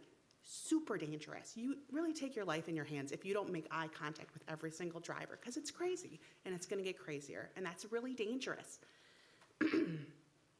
Second reason is the applicant can't satisfy the legal requirements that are required for a variance, and that's something that you need to have an adequate factual basis for on the record, and it just simply has not been put forth here. I won't repeat what your learned engineering planning staff has said, but I think all of those things are very well put.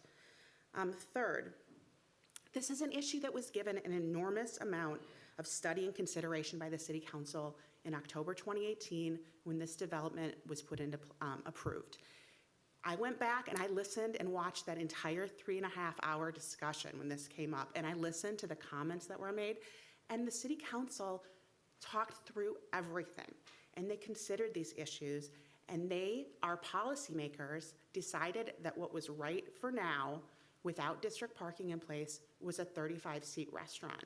Now we're back here on a do-over when this has already been said and done. And that's why you're hearing so much anxiety and anger, because the amount of energy that was put into by the community to explain our position, it seems like we're back at the same place, and we're doing a do-over, and it's really frustrating. That was soundly rejected, and there is no changed circumstance here. There is no easement next door. They haven't, located and purchased parking for their staff. They haven't done any of that stuff. There's no change in circumstances, and I think this is outrageous. And finally, is there community support? I read every piece of correspondence that was submitted to this body. 25 people wrote against it, and 1 wrote for it. And I think virtually, with the exception of the people that have spoken here tonight, people are really speaking with one voice, and they're asking you to respect our ordinance. We don't just reject the ordinance. You change the ordinance if that's what's right. This is not against hating a restaurant or not wanting a restaurant. The restaurant sounds lovely. I love Tinto too, but until there's district parking, that's something that can be changed later. You don't put the cart before the horse. You don't say, let's just put my big restaurant in here and we'll see what's happening. Maybe we can come up with a solution. That's not going to work for the neighborhood and the community, and that's why I'm asking you to reject it. Thank you.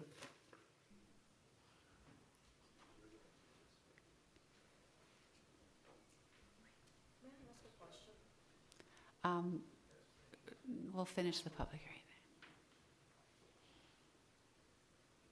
Good evening. I'm Richard Cook, 4360 France South, a block and a half away from the project. I would agree with the earlier speaker that a threefold increase in seating in a restaurant is not just a variance issue. It really is a game changer for the project. On the other hand, I find myself in sympathy with the developer, Mr. Carlson, in that he's struggling with some issues that he can't control. And that really, as was earlier suggested, turns it back to you and to the council. Ultimately, we're going to have to solve the district parking problem, because otherwise we're going to find our way tripping along into a real mess. Because we do project by project by project, always deferring because we don't have the district parking problem handled. We're going to have this again and again, and it's going to get worse each time, not better. So I think I would agree with the last speaker that some of the frustration and concern in this room is the piecemeal approach that we seem to be taking, not solving the infrastructure problems first. The small area plan has very good language about sustainability, walkability, neighborhood friendliness, and so forth. It's easy to get behind that concept. And it's easy also to see that we're in a situation where we want a walkable neighborhood with less reliance on cars, and yet we're a society that isn't in a position to act on it yet. So we know this is going to draw in more cars, more traffic, more parking problems. We also have, as I suggest, a piecemeal approach in that there is a rather substantial project currently, I guess, on hold, suggested for 44th and France, 130 student preschool daycare, in which there's going to be a huge increase in traffic were this to be fulfilled.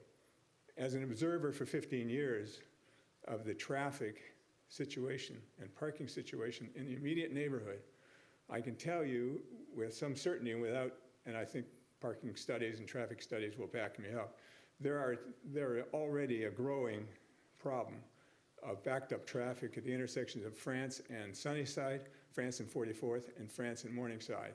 It is getting more dangerous. People are taking more chances to get out into the street. And this is only going to promise to get worse as we develop residential housing and other businesses. So I would appeal to you and to the council to really tackle this in a holistic way and solve the infrastructure problems, solve the district parking first. Give to get only works if you have something that you're working with the developer, rather than keep deferring it. Because what is there for them to give after their project is approved and finished and in motion? Nothing. The time you get is when you're offering something to them and they're offering something to you, such as a district solution for parking, which they, give to get, would help pay for. Thank you. Thank you.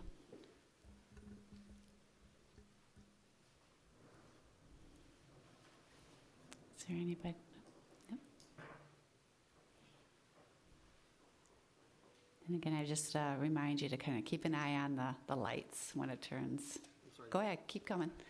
But you'll see those little lights, green, yellow. Oh, this is my time. Red, you'll get, a buzzer. So my name is Ben Stack. I live at 4508 Edina Boulevard. I've lived in the country club neighborhood since I was 3rd grade. My first date was at the Convention Grill. I now drive with my daughters past the Convention Grill. And I think everybody has had well-articulated arguments for sure. In my mind, in terms of the actual variance and just trying to hone in on it, what really resonated with me was whether or not the granting of the variance qualitatively changes the character of the neighborhood. There's obviously a lot of passionate people here. What I would say is, on Monday of this week, I was with my daughter at the Convention Grill, who was 9, excuse me, and we came out at 9:30 p.m. and my car window had been broken and my bag was stolen with my computer. It was the first time that my daughter's ever felt threatened. She, without a doubt, was alarmed. You know, I involved the police. Why does that matter? Well, again, it goes to the character of the neighborhood. So we add those parking spots, we add more people. Not only, you know, is there traffic issues, there's biking concerns. You know, I would like to go bike with my daughters and get ice cream, and everybody knows these corners. And where do you bike? Also, in terms of the people living on Sunnyside and also in the country club neighborhood, I appreciate the people from Minneapolis' concerns, but you've chosen to live in that city. There's different concerns. Edina has its own issues. How does that not change the character of the neighborhood? Mark Schmidt, I'm good friends with you. Mark, I don't mean to call you out. Mark and I have been friends since 3rd grade. Mark, I would not buy your house if there are cars parked in front of your house like there's going to be. You live in Edina? Would you put this in front of your house? I appreciate you're a businessman. You should have known this beforehand. What's happening here? No one is saying that the building can't happen. The building's going to be there. Your building's going to be a home run. All we're saying is we stick to the original plan, a 33-person restaurant. That's it.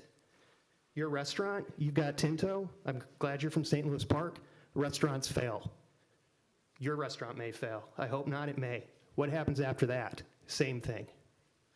I think for all these reasons, it's easy. This has a difference on the character of the immediate residents and the neighborhood. People are nervous, they're passionate, they should be. This means a lot. We should not accept the variance. Thank you.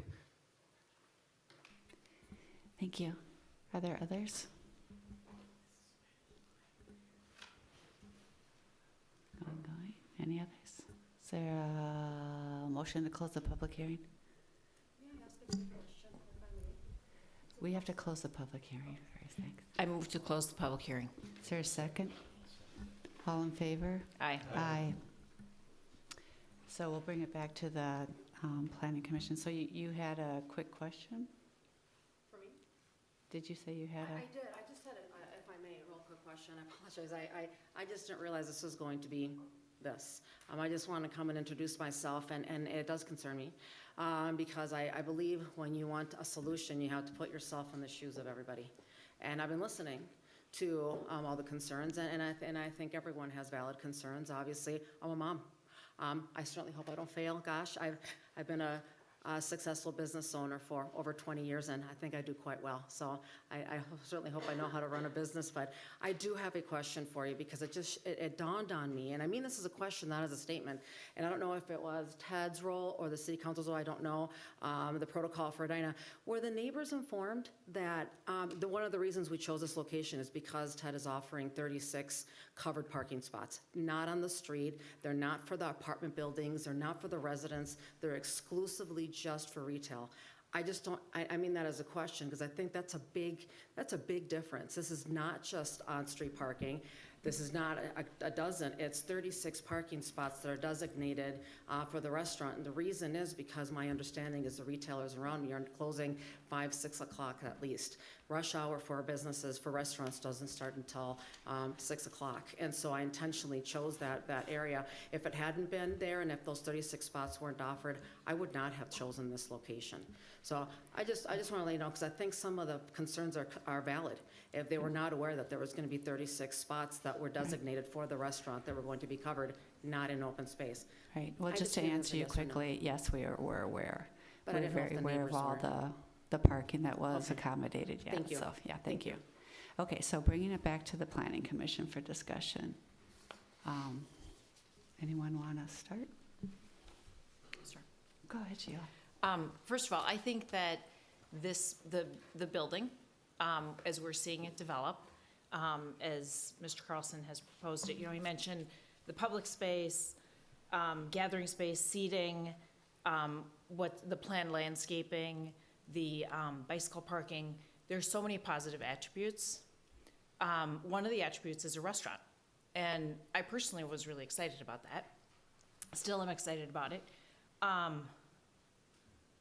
think, you know, moving the proposal from basically tripling the size of it is a concern. In my mind, parking is an issue, but also traffic is an issue.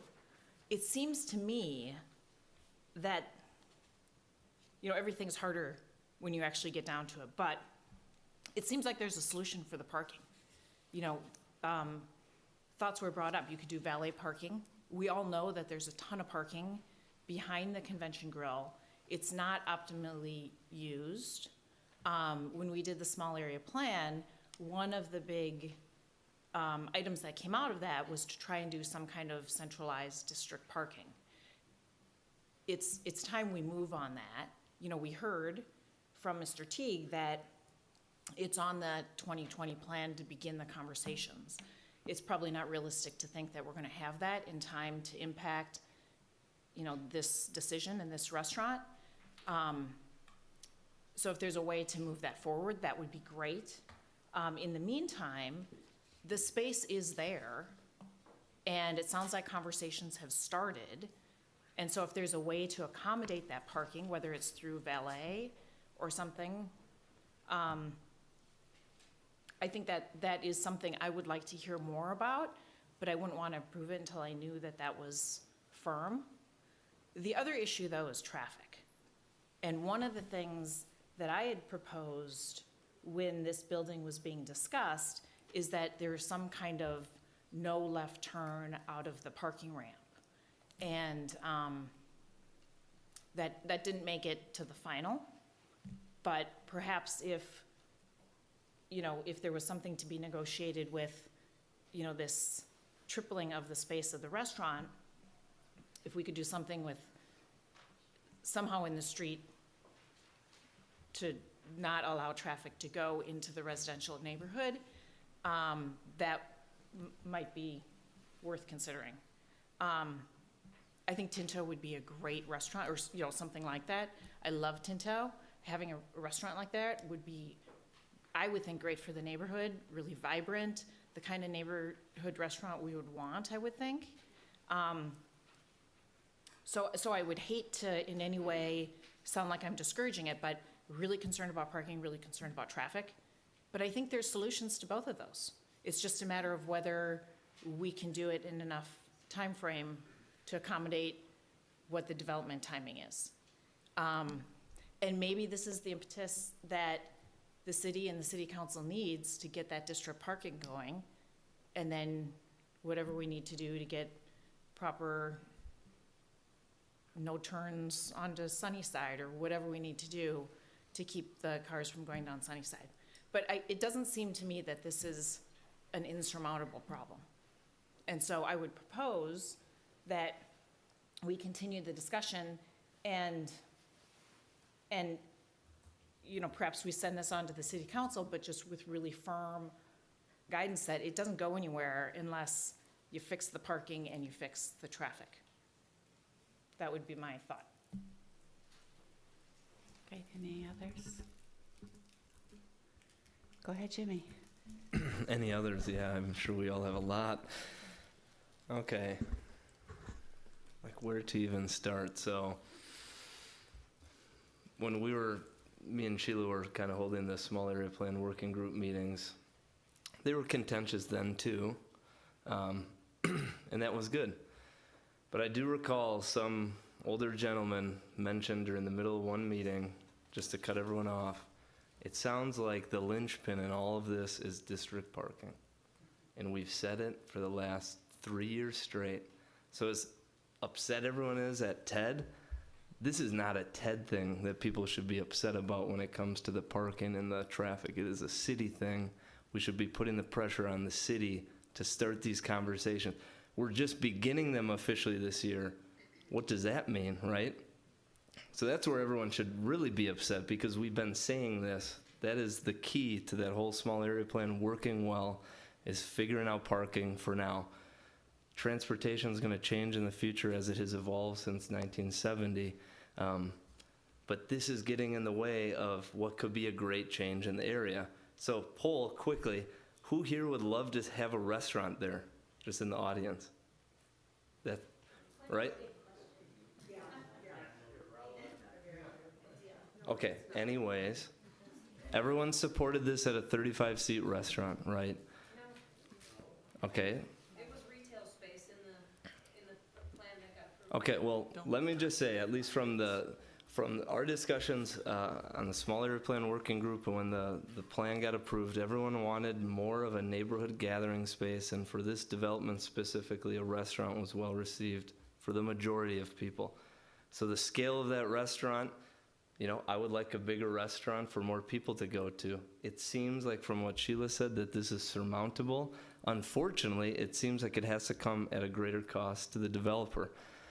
I currently don't support this variance right now, but until we get the parking figured out, I would support a variance for a greater sized restaurant.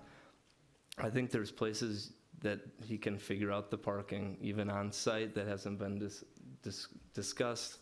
The basement where the residents have, if that's plenty parked, dedicate 10 of those spots to the employees. That gives you another, 10 that are free. I think there's solutions here, but currently as it exists, without more cost coming from the developer, I can't support it, unfortunately, but it just comes back down to the district parking. So I think we're all frustrated here because we knew this development would happen, and there's probably more that are in the pipeline, and it's going to be the same story.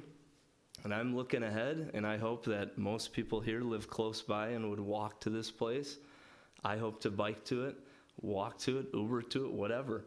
And I think that's where people are wanting to go with these neighborhood nodes, is you want this walkable, rich fabric, and this parking is getting in the way. I know Commissioner Miranda's mentioned it before, just with, in different cities, people are okay just parking on the street with people in front of their house, and that's not the expectation across the border. But as long as it's mitigated to a degree, and there's a very low probability that people are gonna park down that street, I'd be okay with that, and that's what the traffic studies are for. They unfortunately don't jive with our plan, so our plan asks for 65 spots. They show that it doesn't need that many. I'm gonna rely on those studies more than our zoning or those plans, because that's 50 years old. Things have changed, and this is more focused. I'm just gonna stop there. Thank you. Great, anyone else? Okay, so if there's no. Lou, you were just called on a second ago. I defer to you. Okay. Happy to talk. I have a variety of things to talk about. First of all, I just wanted to follow up something that Chair Olson had mentioned earlier about clapping. I wanted to explain that in a little more detail. The reason why in meetings like this we discourage clapping isn't because we don't want anyone to get applause. It's because there's a we want to have an open discussion, and there's a fear that if one topic, if one, we get a lot of people speaking pro and con about things, or and if one viewpoint gets applause, we worry that someone will be discouraged from presenting an opposing viewpoint. It's not a question of not liking the whatever somebody said. It's just we don't want anyone to feel discouraged from speaking, and we found over years that applause can do that. So thank you for everybody listened to the chair, and I know the chair and everyone else appreciates that. To Ms. Illingworth, is it? You asked actually a really good question from someone from St. Louis Park who does business in Minneapolis about what do the neighbors understand. And I'm saying this having worked a lot on the comprehensive plan and having observed a lot of things happen on the 44th and France small area plan, and feedback that I got from the consultants who worked on the comprehensive plan, and my observation and my interactions with neighbors. The residents that you're seeing tonight are remarkably informed about the details, and they have been for a long time. And it's really, it's a relative, based on my understanding of how things work in other cities, Edina's kind of unique, is definitely on the unique side of that scale in terms of residents that are informed and have thought through the issues. That's been my observation for all the years I've been on this when I was on the comprehensive plan, and the feedback I got from a lot of our consultants on the comprehensive plan. People just know a lot more. The game and the explanations go up a lot more here than they do in other cities. So I suspect everybody, they knew this stuff 2 years ago. So when people say, well, this is just basically saying they're just dusting things off, that is, and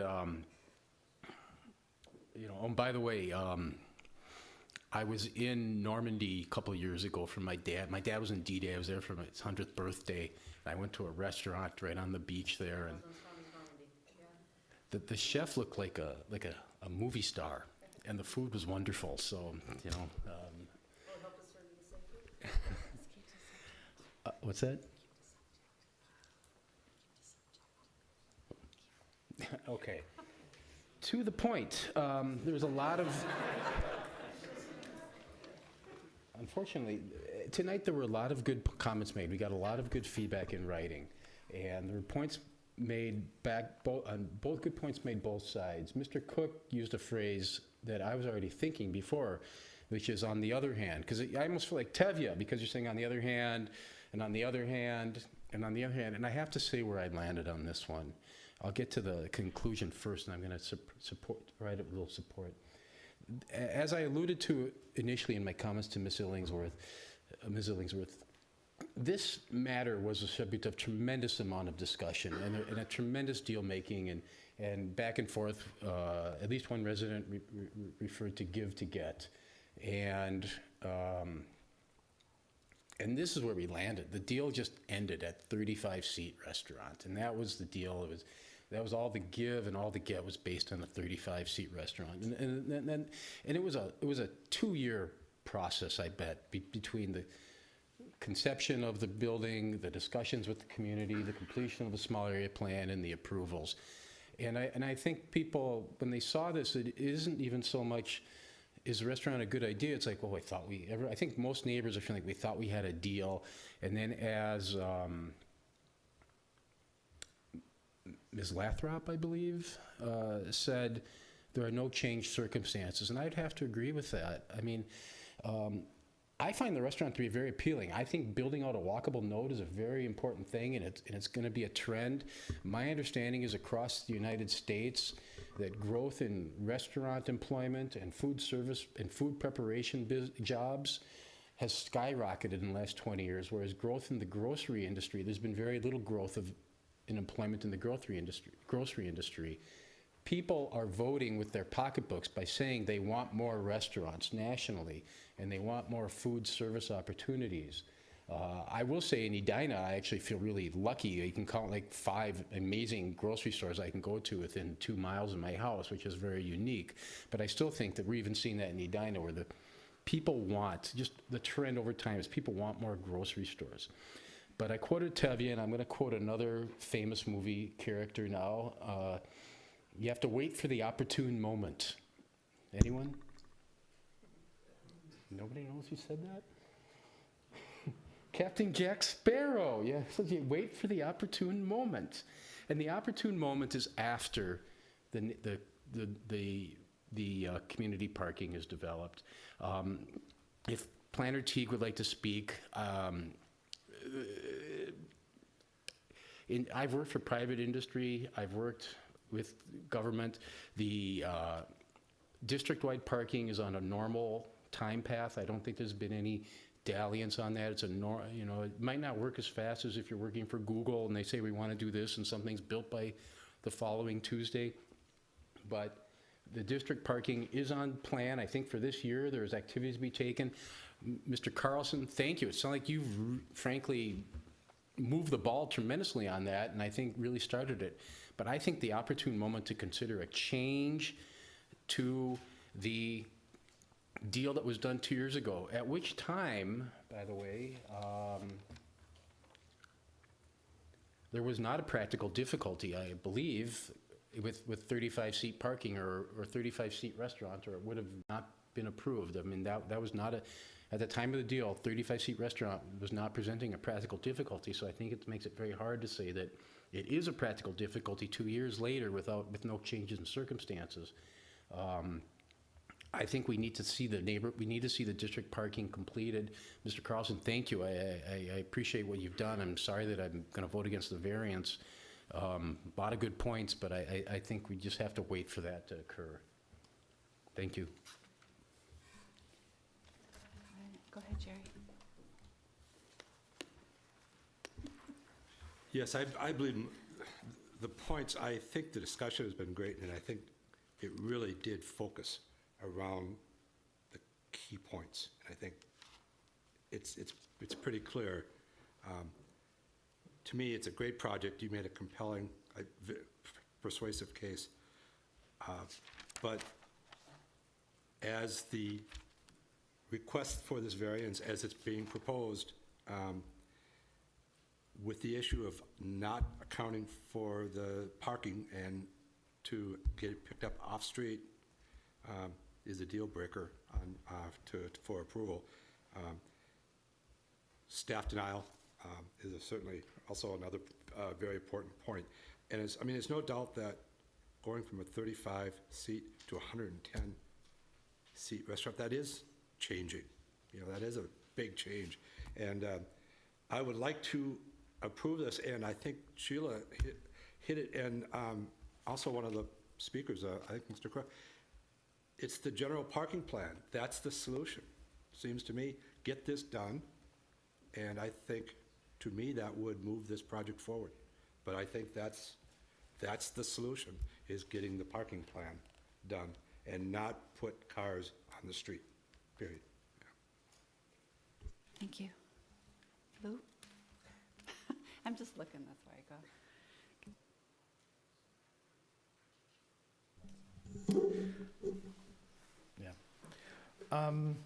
Yeah, I'd like to give some context to my thoughts on this. And first of all, I was on the 44th and France Small Area Plan and working group, and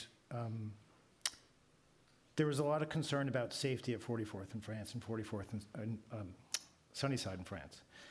And in the end, I think people agreed to the plan in part because there was talk about the city doing something about safety at the corner.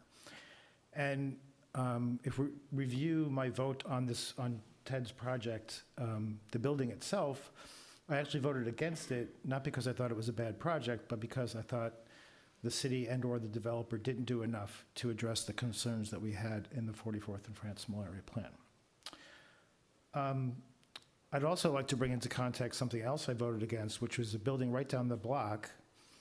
I forget the exact address, but it's open now. It's next to Gateway Bank, which, again, I loved the building, I loved the business, but the land use I thought was really terrible. And so because of our, as one resident mentioned, our 50-year-old parking ordinance, that property, that building, that commercial building had to be shrunk and to fit all the parking on that lot. And I thought that was a terrible land use, and I've been there, and I looked at the store, and I walked around the property, and I still think it's terrible land use. And people talk about, what's the character of the neighborhood? Well, if you think back, people think of the character of the neighborhood as since the day they moved in, right? Well, I've been here 5 years, so I know what the character is, and I've lived here 20 years, I've lived here 60 years. My partner's lived in our house since for 70 years, right? So, but the neighborhood has changed somewhat over the decades, and in fact, the original, since the city was established, the original part of the neighborhood was that Morningside was developed as a transit-based neighborhood. It was a streetcar suburb, right? That's how Morningside was developed. And if you look at even Country Club Morningside was on the north side of the transit line, and Country Club was on the south side. And the expectation, if you look at the street design, the streets are oriented mostly north-south so that you could walk to the transit line to go downtown to your job. right? And so, but what's happened over the years because of, for example, our 50-year-old parking regulations, is that what was once a nice, dense old node has had buildings, both commercial and residential, removed in order to provide surface parking, right? And so what's ruining the neighborhood? Cars and parking is ruining the neighborhood. And it's been ruining the neighborhood for over 50 years. So when I look at this, I see that the damage that cars and the requirement for parking has done, I mean, you look at the building at the corner, it used to be the, what was it called? It's a hair salon now. It used to be some weird Dirt Limited, but before that it was like the old gentleman's club, Oddfellows Club, right? Right? And there are 2 lots next to it, which now are a parking lot. And if you've only lived here 5 years or 10 years like I have, only 10 years like I have, then, you know, it's always been a parking lot to you. But that used to be 2 houses. And that was removed to provide surface parking for the building next door. So when we talk about parking, we have to think about what are the ramifications of what we're requiring. So do we want a nice restaurant in the neighborhood that has, you know, a decent number of seats? Or do we want to either prevent that, or in order to have it, do we need to tear down someone's house? Do we need to tear down another building? Provide more surface parking? I think that's a terrible land use. I don't think that was really anticipated in the 44th and France small area plan. So I'm tempted to be in favor of approving this variance, because I don't think, I mean, and based on SPAC's results, I don't think there's an overwhelming need for additional parking. However, like my original vote against this project, even though I love it, every day I drive past or walk past this project, I love it. I'm just ecstatic because what used to be there, you know, which was a toxic factory, basically. I don't like the fact that the street's blocked, but, you know, the sidewalk is blocked. But anyway, you know, there's talk in the transportation plan that, you know, oh, there's going to be a bus line here, and it's walkable and bikeable, and you're going to put, you know, bike spaces or whatever. And there's only so much that a developer can do. But again, I think the city is dropping the ball in that the city council is doing a great job on listening to residents in terms of what they want at these nodes.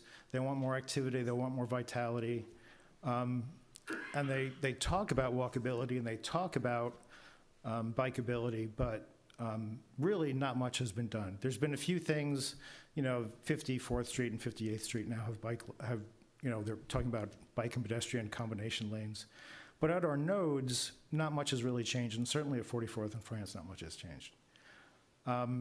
There's so much that can be done to make this corner and this neighborhood much safer, from small things like preventing right on red, to larger things like elevating the intersection, not the actual intersection, but where you turn from France Avenue onto Sunnyside. If you raise that up so it's like you're going into a parking lot or a driveway, it forces cars to slow down, right? And we could do a similar thing at the end of the commercial area of Sunnyside, where you could create a table that would force cars to slow down. Because as one resident said, you know, nobody wants a car crashing into a tree in their front yard, much less their house, right? There's too many incidences of that happening. So I'm a little conflicted on this. I'm still thinking about how I'm going to vote, because on the one hand, I think I want that restaurant, and we have to consider, as much as, you know, you're a wonderful business owner and a wonderful restaurant, we have to consider that, as far as I understand, this variance goes with the property, not with the business, right? So, you know, this is something that's forever for the life of the building. So I don't think there's this, you know, huge need for additional parking to support a larger restaurant. But I'm not seeing, you know, it's still unsafe to walk or bike there. It's still unsafe to cross France. Cars do go too fast down Sunnyside. It is a problem. And cyclists don't feel safe there. So there are other things that can be done. Putting protected bike lanes on the commercial part of Sunnyside. I mean, they've narrowed the residential side, so you can't do that, but on the commercial side, you can still do that. And I'm starting to feel like we need something more than just, for this variance to pass, we need something more concrete than just, oh, there's going to be a bus line and there's going to be, walkability and that sort of thing. I mean, I think there needs to be a plan and a budget to say what's going to change on this street and on this corner. Because I think we do want fewer people to drive here, and we do want people, I live half a mile away, I'll gladly walk or bike there. And I think the E-Line is a wonderful thing. I was on the E-Line Community Advisory Committee, and I was pushing for the E-Line to come to 44th and France, and in fact, that's what the Met Council approved. So I think the E-Line's going to be a great thing. Anyone in the neighborhood can hop on the bus and end up in downtown. They can end up in uptown. But you have to provide more infrastructure and make the streets safer for people to do that. Otherwise, they're not going to do that. So the line itself is part of the solution, but it's not the complete solution. So basically, I'm saying I'm waffling, and I'm still thinking about it, and I'm listening to what other commissioners are saying. Thank you. So looking on this side, anyone down here who hasn't spoke yet? I'll go. I won't echo many of the comments of my fellow commissioners.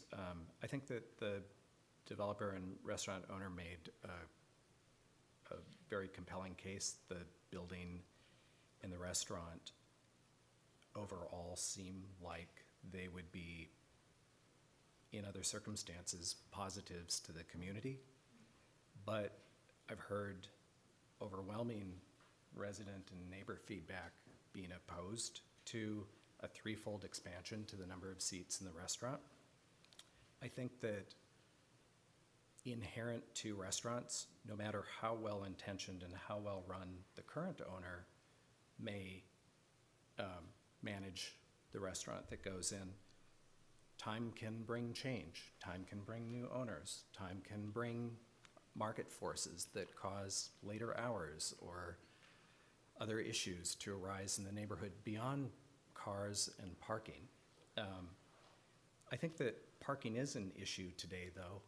In the neighborhood, I get my hair cut at the place that you were mentioning.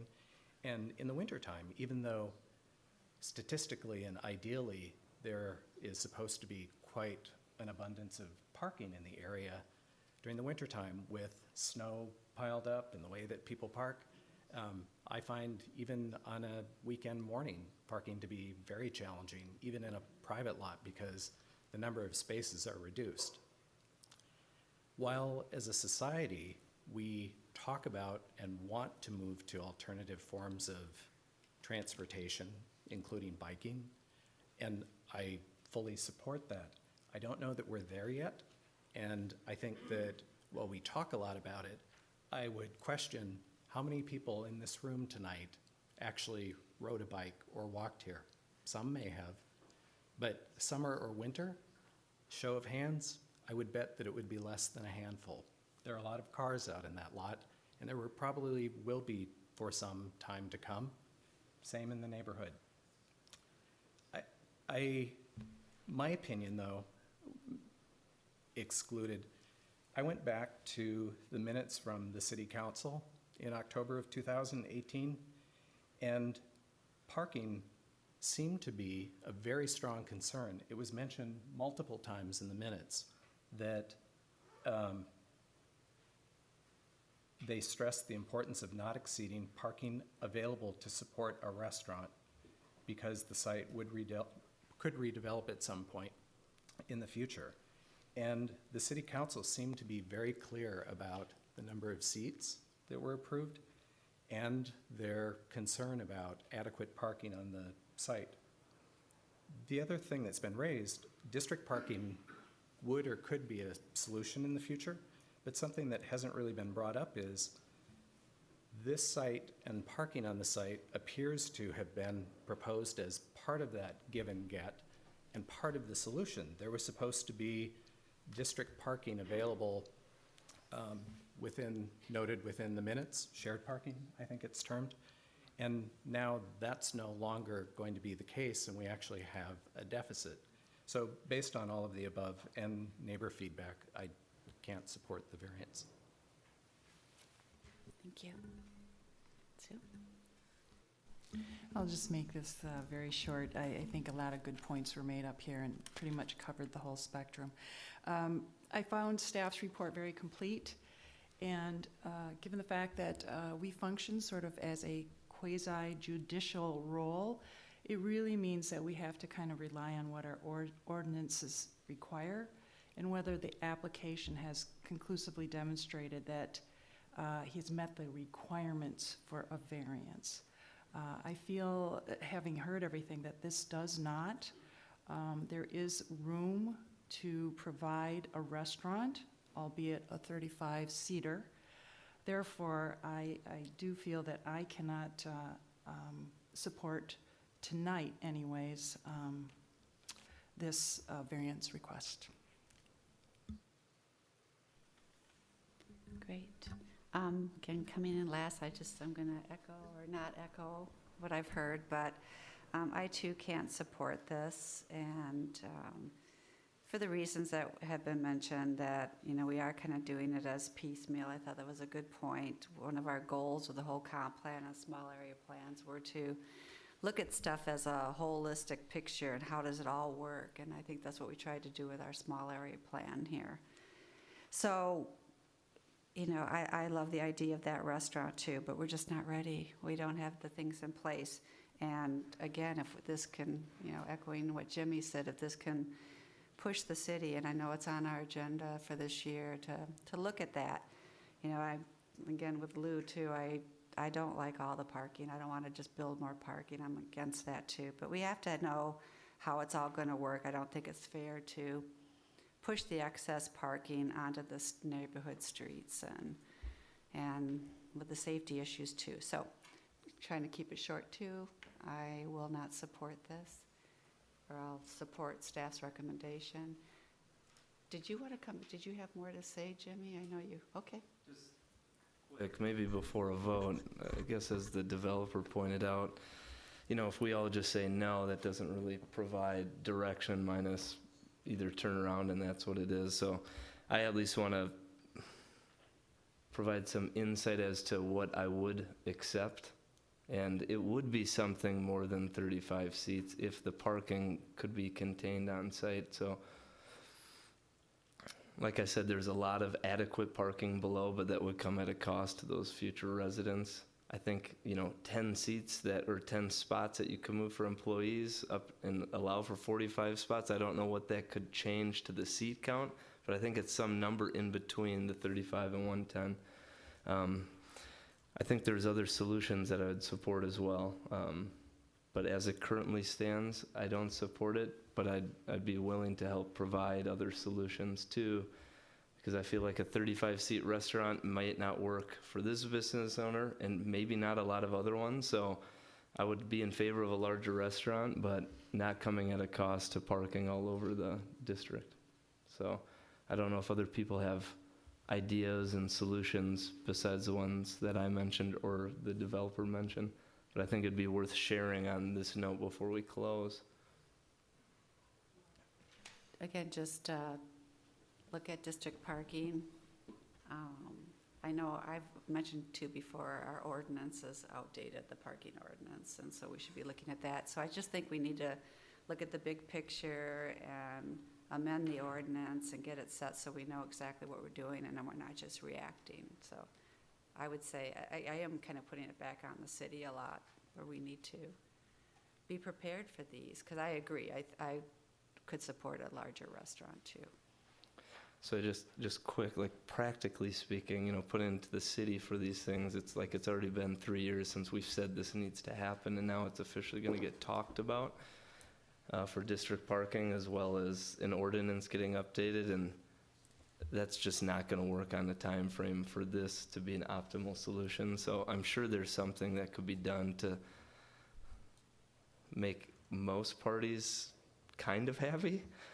I don't know if other people have more immediate short-range ideas that could be helpful, but I mean, when I say no tonight, it's not just like a no, I don't want a larger restaurant. I think there's something else that could be done. So my feeling is it's less about the number of seats in the restaurant and more about the parking and the traffic, particularly if it's a restaurant that's going to close at 10 at night and it's family oriented, it's not an alcohol focused restaurant. So if the issues really are parking and traffic and not numbers of seats, perhaps there's a proposal that can be put forward that says if those if the appropriate number of parking stalls were shown to be available off-street, and it could be confirmed that traffic would be directed away from residential areas, then I would not be opposed to that, because for this type of restaurant, as long as you don't have the traffic and you don't have a parking issue, it's kind of irrelevant if it's 35 seats or 145 seats, right? I'd be more worried about 35 seats in a restaurant that's open till midnight and it's very alcohol focused. So this type of restaurant, these numbers of seats that are proposed are not an issue for me. And I think there's a solution that can be had with parking. Perhaps temporarily it's a valet, or negotiating something with space that's available with what will be a future consolidated parking, you know, in the space behind Burgers or Convention Grill. But unless we can assure that those cars aren't going to be on the street, then I would be opposed to it. But if there's a way that we could figure out that the cars would not be parked on the street and the traffic wouldn't be directed down the residential areas, I wouldn't be opposed to this. And it seems to me that if we worded it strongly and put it forward to the city council and made clear that they knew this is what we're thinking, you know, our job is to be an advisory council for the city council. And I think given what we've read in the emails and given what we've heard today, given what we know about the small area plan, I would be comfortable advising the council, go forward with this, but only after we've confirmed we've got space for every single car that we would assume is reasonable, and traffic's not going to go down residential streets. And then I would be okay with putting this forward. So I think it's a matter of wording it well.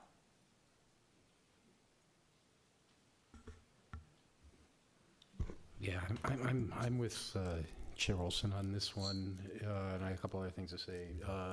I think it's hard to make a judgment on what I consider to be the right number of spaces, right, of seats and parking before the district parking. I think that needs to be done, and better, and a review of the ordinances. I think that would really help us. Also, just as a point of fact, I went online. The 44th and France Small Area Plan was the version that's I assume the approved version that's online, available at the city website, is dated February 21st, 2018. So that was 2 years ago. I mean, I know it's been in the hopper of getting going on this. I agree completely with Chair Olson that the city needs to take this. I mean, thank you to Orion for presenting us with the risks that the city has, because the city wants good businesses to be here that are accepted by the neighbors, and I think this meeting is really pointing out the fact of the risks that we're running by dallying on the district-wide parking. But I don't think that there's any historical city dropping the ball on this one. There was a lot going on, and it's on the schedule, and it was 2 years ago that it was approved. So I know you were working on it for longer than that, but that is when it was approved. So that's what, you know, so I don't know, Carrie, you look like you. Yeah, well, that was the date on the plan. It had to go through Met Council approval, so it's older than that? No, it's younger than that. But nonetheless, it is in effect. I might add, it's not necessarily the commission's job to come up with a solution here. A proposal is in front of the commission. We need to act on that. I think the applicant has heard pretty clearly that for the city to consider anything, to consider this request, off-street parking has to be provided, whether it's this site or another site, but truly dedicated. So we can't necessarily come up with a plan here as we're discussing it. And just one other thing is, any number that we would come up with would just be kind of an off-the-cuff number. Any plan that would get proposed, whether it's 35, 45, 55, whatever, would have to go through a public hearing, enable the affected residents to digest it and review it. And so I don't think that we could jump that gun and just come with another number from the dais. I agree with what Carrie said. We have to review what's in front of us and up and on. I think Council's going to hear us, and they're going to hear from Orion. You know, thank you for your time. Go ahead, Lou. I just want to be clear about something, speaking only for myself, is that I'm not concerned about the number of parking spaces, and I'm not concerned about providing more parking, more dedicated parking somewhere else. Because when you build infrastructure for cars, you get people who drive. So if the more parking we build, it just encourages people to drive, right? And that's not what we were saying in the small area plan, right? So what we want is an area that's walkable and bikeable and safe for everybody, and that includes the street of Sunnyside. And to do that, we need to change the infrastructure to make it infrastructure for people rather than infrastructure for cars. And by we, I mean the city council. And, you know, we're advising the city council. And so my point is not that we need to, I mean, and again, you guys can say whatever you want, but my vote, why I'm not in agreement with this, is not because there's not enough parking or there's not enough dedicated parking. I think there's plenty of parking, and wherever it happens to be is fine. We need to create, if we want a walkable, safe node that people feel comfortable walking or biking to, you know, Jimmy said you were going to, Commissioner Bennett said you were going to bike there. I mean, there's really no great way to bike there today. And even when you get there within the node, there's no great way. There's no great way to bike to 50th in France. There's no safe place within it. There's a Wohnhof that's in the middle, that's between two buildings, right? So the city is doing a lot of great things, but it's talking about walkability, it's talking about bikeability, but it's not building it, it's not enforcing it. And that's my concern. So I may vote against this along with some other people, but I'm doing it for very specific reasons, and I just want to make that clear. Commissioner Miranda, I think, at least from my perspective, I think a lot of us here actually agree with one thing you're saying. I think we're just saying a different way, is when we're talking about district parking, we're not necessarily saying create a parking structure that adds 400 new parking spots. We're saying, as found by the small area plan, that there's all this disparate parking that's not well used. Find a way to link it and make it more usable district-wide. Make these, and I think that's what you're saying also. Somewhat. I mean, that was part of the original plan, and you know, people ask what has changed since this was approved. The IPCC report on climate change has come out.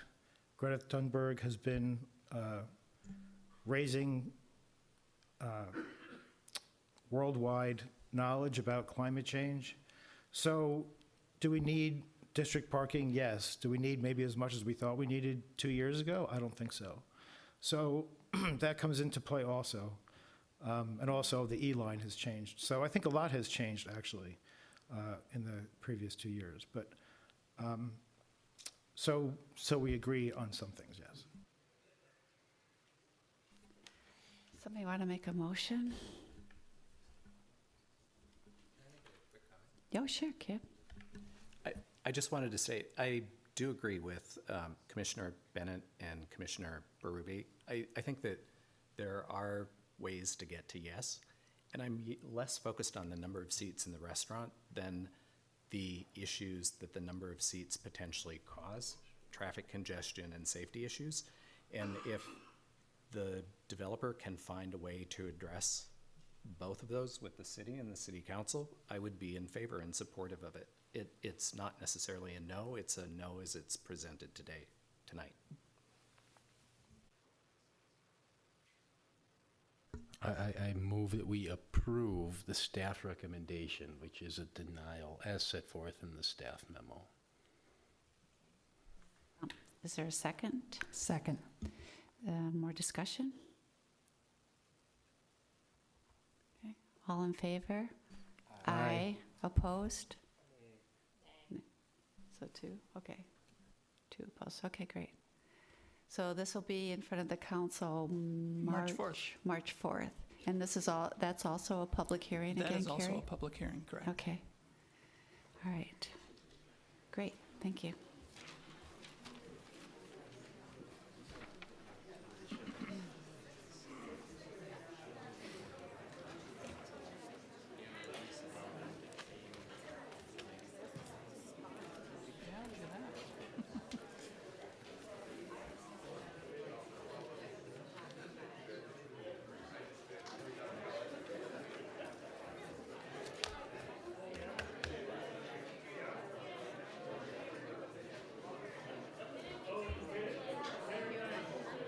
Yeah, I'm just going to go from here.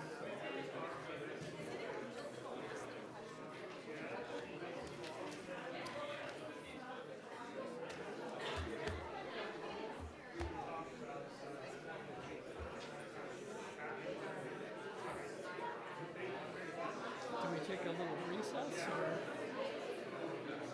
how does that work for TV? We didn't.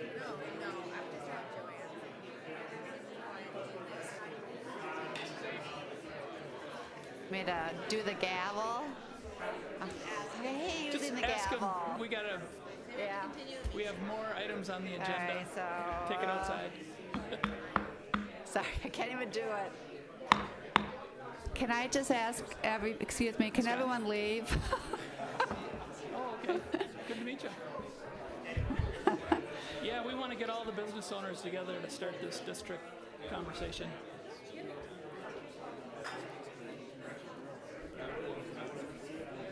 No, there's right. the city space. So yeah, property owners have to. All right, so anyone who's staying for another agenda item, they can stay. Otherwise, please leave. How do you nicely ask that? I couldn't even do it. Okay, sorry. We have to move on to the next agenda item. Hey, if you guys can please escort yourselves out of this space so we can finish. Thank you. I couldn't, I barely.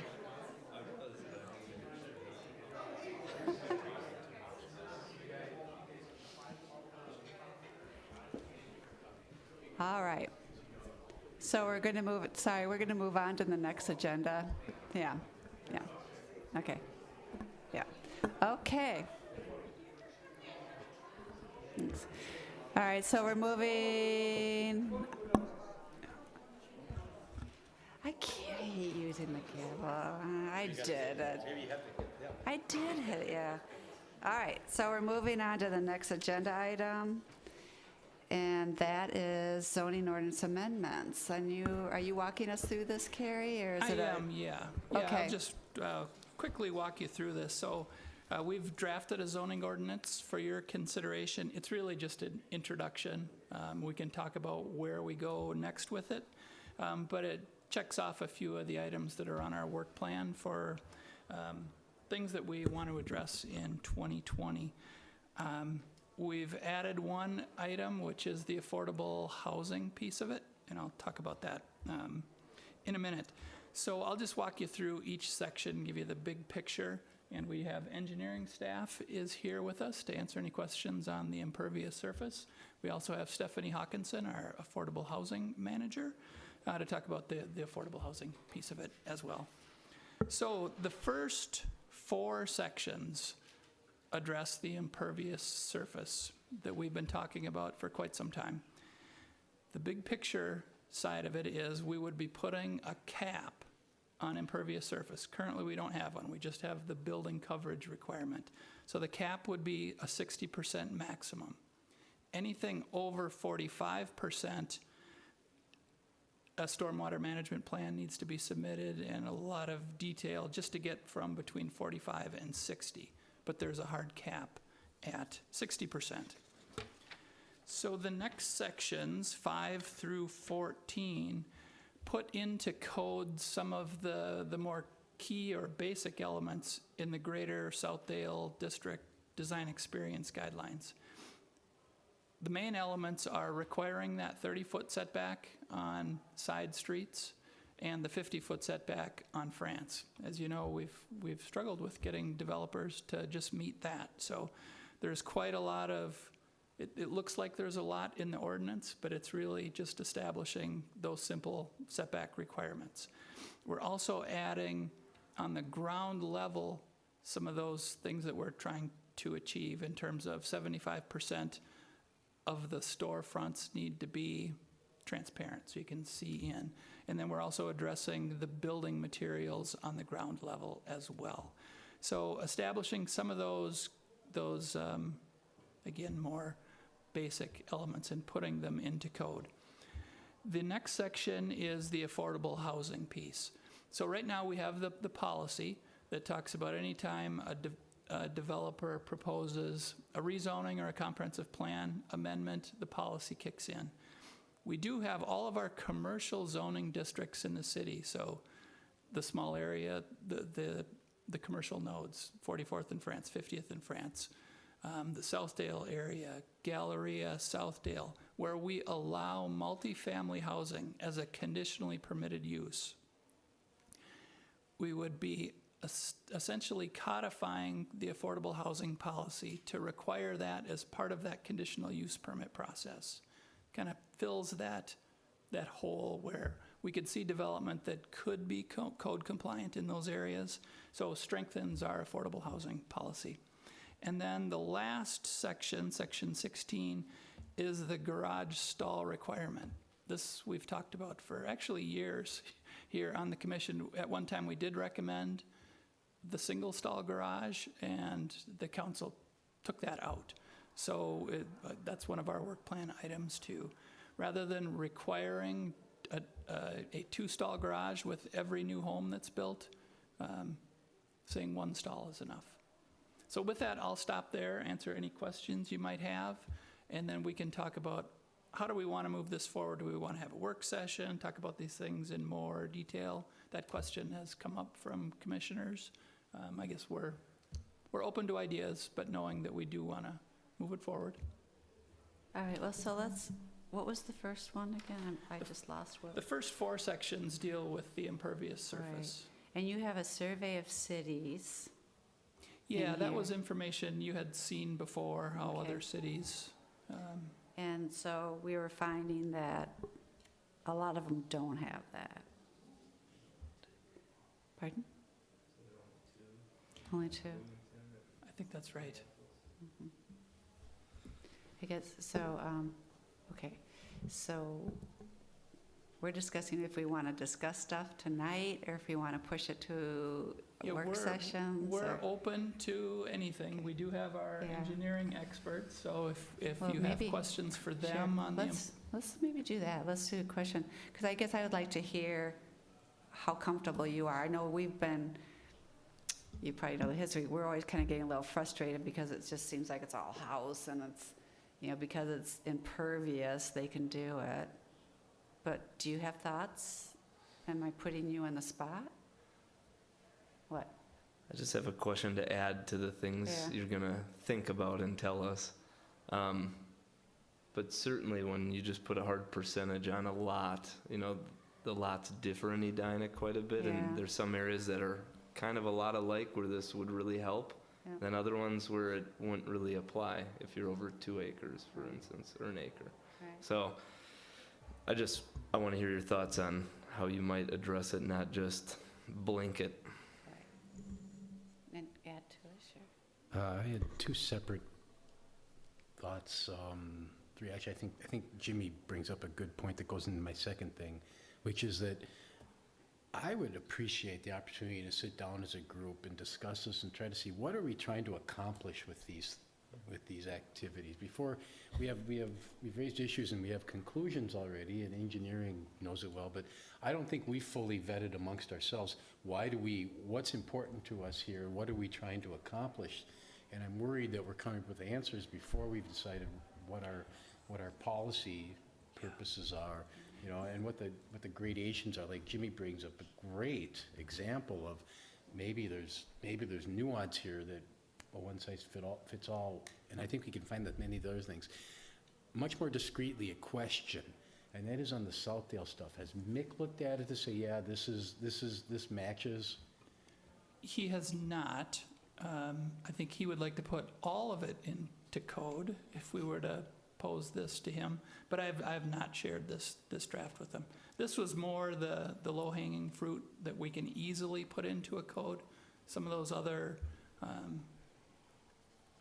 kind of wanted to take baby steps, not necessarily adopting all of them, but the easier ones that we can accomplish. As we're hearing from developers and seeing, when we are requiring all those design guidelines, it's driving the cost of construction up quite significantly. You know, do we want to create a hard and fast ordinance that's going to prevent developments? Well, I think your thoughts are very wise, but it would be good to know whether Mick, you know, it'd be good to know what's not going in here, and so we can at least discuss it, Right. and also to kind of have Mick just say, yeah, this is right. What's in here? This is correct. So. But let's maybe stay with it impervious. Let's do that first one. Well, yeah, Sure. if everything's That's up Southdale, I would say, I would have a policy discussion. What are we trying to accomplish with an impervious surface? Yeah, so we did have a work Affordable session housing, I feel the on same the way. impervious surface. But the housing, but that session, Kerry, was just focused on stormwater. And even the engineering presentation itself said, this presentation is limited to stormwater. We recognize there could be many other reasons why you might want an impervious surface regulation that this presentation isn't touching on. Yeah, But we haven't discussed those. Well, I think the feedback that we got from the commission in that regard was, in addition to the impervious surface requirements and stormwater and all of those concerns, we also, there's that aesthetic that we want to see green space, trees. So that's kind of the second piece of it that we heard from. Well, but we just had a few moments. I really think we'd benefit from having a work session where you just sat around and said, what are we trying to accomplish with an impervious surface? Yeah. Because I don't that disagree with feedback that you're at all. talking about was just kind of like on the side kind of feedback. It was mostly a very informative presentation. That I'm done. Well, we can, what do you guys think? Want to hear it just real quick? Or do you Yeah, have and more actually, time? my big question is, why 60%? Where did that come from? And not that there's anything wrong with that, but just so we have some context into what. I heard a lot of questions. Yeah. Hi, No, my name is Ross you've Bittner, got 3 minutes to answer. Engineering Services Manager. The night is young. This was a follow-up from the work session that we held, and as you mentioned there's a lot of reasons to get into impervious limitations. Currently, the code only has a building coverage requirement, and some of the things that we're seeing from the staff side include, the buildings are maxing out, or you're doing some sort of a remodel, or you have a garage space. We're seeing a lot of growth in all of the ancillary impervious surfaces that aren't capped with the building coverage. So we've done a extensive review that's in your packet of the Morningside neighborhood, and it shows a growing trend of garage space, driveway, homes and driveways were up about 15 or 30% over the course of the period that we looked at. Patios and decking was up untold percentages. Those are a lot of add-ons for active outside space, and all that starts to add up. But when it comes to our key drivers and flood risk, you don't do impervious surface limitations to try to get at flood risk. This impervious surface issue only makes up a tiny bit of the trend, going into a more flood risk direction. climate change is essentially, making the trend in impervious essentially just noise. So when we're thinking about our infrastructure and flooding in general, we feel like we can be really successful in the plan review that we do, kind of on a one site in their neighbors approach, the really small scale. But when it comes to those neighborhood scale flooding issues, what happens on one single site or a limitation that we might provide here really isn't going to be moving the needle at all. But there are a lot of other reasons to get into it, and we wanted to draw your attention to those as well. So this tried to make something that was, administratively not incredibly intensive. It functions in a kind of a dual limit, just 45% and 60%. We know that there are sites out there that are constrained, so if you needed more information or if you had wonderings, we could always run scenarios or describe other consequences to get into more detail, but I guess we can leave that for another night. That's my initial thought. Are there environmental, are there, beyond just the potential flooding, are there other environmental benefits to not have so much coverage, impervious coverage and? Right, so the ones that we talked about are, open space, place for trees to grow, the heat island effect. The more pavements you have, the more heat it can soak up during the day and release at night. Yeah, there's a variety of benefits, but yeah, a lot of people will point to flood risk as the key, and I think the analyses that we are doing just don't show that bearing out beyond that, just bad things happening where, you have a developer who isn't planning it right and putting drainage right next to a point of someone else's foundation. And since we've been watching, and we're the cops watching this beat on the site-by-site drainage, I feel like we're doing a lot of good to make sure that the problems aren't happening anymore. Did you have something? Why 65%? 60%. 60. Yeah, so the concept that we've got written in there essentially allows up to 45%, and then the moment you go over 45%, then you have to be restorative to the neighborhood. So then you're going to be managing anything between 45 and 60% impervious. You have to build infrastructure then, and you have to come in with a stormwater management plan. So it's their own private infrastructure, and dial it all the way back to a site that would be effectively only 30% impervious. So it almost serves as a dual limit. One is on the high side, you can go no over. And then anytime you get over 45%, you're already in for a project. And that's going to be a significant one where you're going to be doing your own on-site stormwater storage and rate control. So basically it was taken from Minneapolis, 60%? No, I don't know. I could jump in on that. So you noticed in your packet, we ran some examples in the Country Club District and in Morningside. A lot of them in the Country Club District came in that 45 to 60, some are over 60. Same with Morningside. So I don't think there's anything magic about 60. It kind of felt right. Whether that number should be 65, maybe. Part of what we think as staff, and this would be for the Planning Commission too, if we set the number at 60, are we now then going to see a lot of variance requests? So where is that? What is that magic number? So that's something that we need to continue to talk about.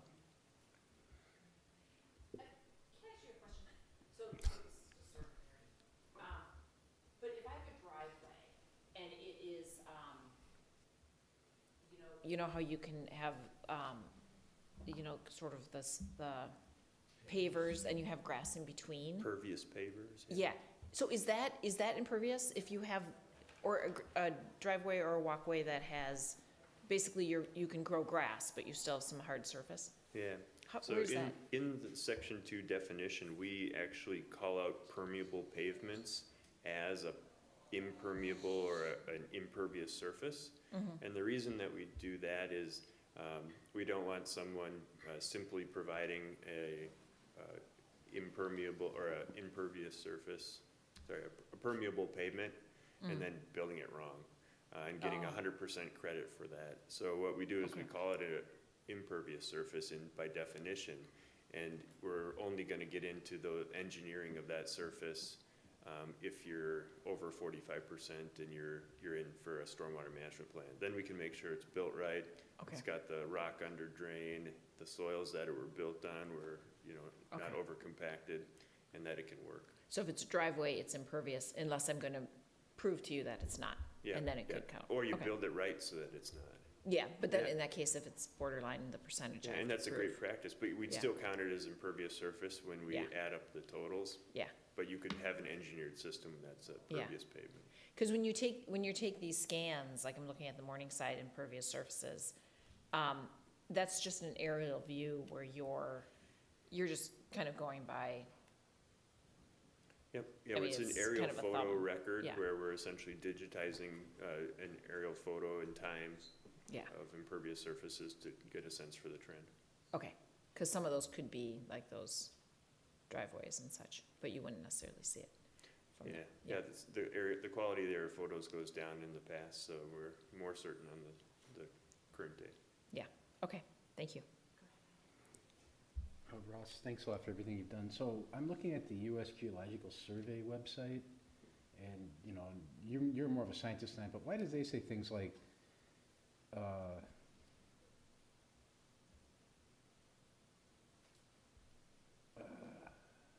impervious surfaces can have an effect on local streams, both in water quality and stream flow and flooding characteristics. Yeah. Then they say things like, more simply, in a developed watershed, much more water arrives into a stream much more quickly, resulting in an increased likelihood of more frequent, more severe flooding.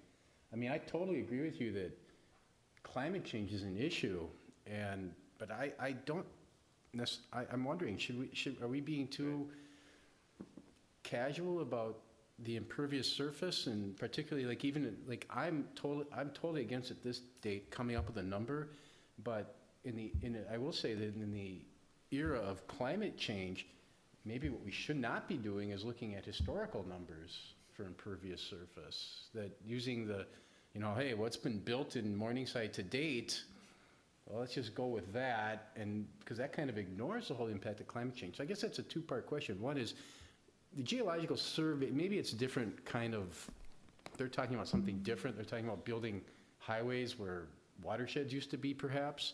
But they seem to think that impervious surface does matter for frequency and severity of flooding. And I'm just wondering if it's like a plus factor for climate change that we need to be cognizant of in creating our policies, instead of just saying, well, climate change kind of drives it, so we're either in luck or out of luck depending on what happens there. So we're running a flood risk reduction task force right now, and they're really close to being at the point where they're putting recommendations in front of council. We have a work session in the first meeting in April, and that same question came up. So when we were doing some of our individual analyses as part of that effort, we looked at impervious surface alone, and the comment came from our task force members that development is, cited in all the literature, and impervious surfaces is a proxy for development for, flooding issues, stream bank stability, all those things. And I agree. I think what that misses is, Edina is a built-out location, and we already have chosen to drain the entire landscape, so that choice has been made. So all of the ills for development in terms of connecting the land to the water have been done, and we're doing them, continually. People will pay for drainage if they have a soggy spot in their yard. So we parsed out development in terms of impervious surfaces, in terms of well-drained landscapes, and we segmented those things out because we have management activities in each one of those areas.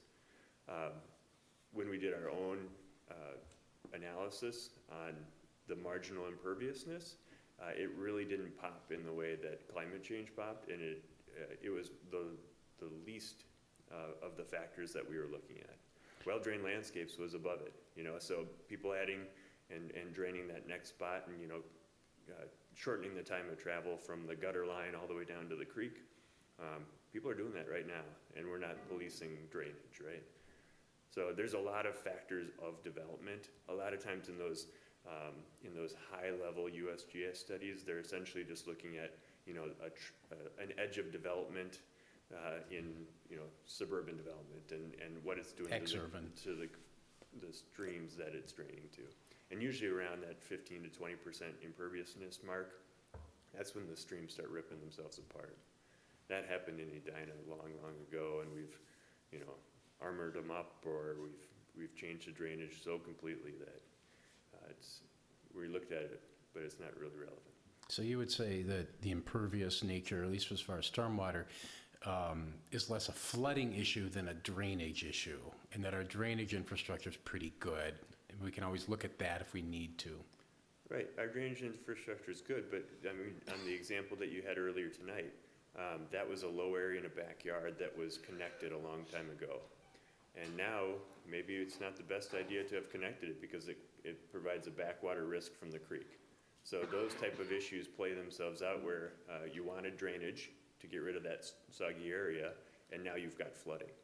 So, you know, nothing in Edina was like mass graded and planned out for current climate. It wasn't even planned out sometimes for drainage or the assemblage of many developments.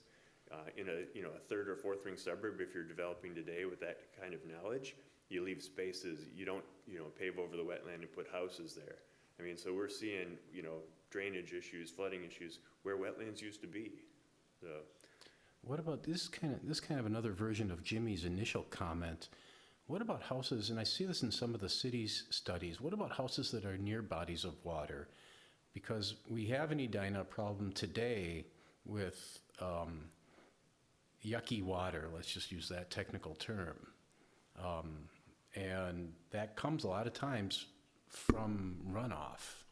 Is there value in having a different metric of impervious surface, a lower allowable impervious surface within a certain area, a certain distance of water bodies or rivers or creeks? There's some hydrological connectivity. You know, the further you're away, you know, the less connected it is, both hydrologically for flooding and also for clean water. A lot of times the old shoreline ordinances would have one of these limitations, and it would be 1,000 feet of a lake. Well, what's a lake? I think we call a lot of things lakes, but you know, if you were to compare them to some of our lakes, we probably don't have one in Edina. Well, we've got Arrowhead, Indian Head, Lake Edina. Would you think that the areas within a certain distance of those is more or less hydrologically connected or have a bigger or less effect? In a fully developed urban area, it's just all so connected. And just like the traffic issues you're talking about, you know, all those pipes get full at the same time during the storm. So it's a matter of, you know, storage and rate, and then how fast you can get it off. Some of the feedback I've heard from staff tonight has to deal with difficulty we're going to hear from developers if we implement certain regulations too tightly.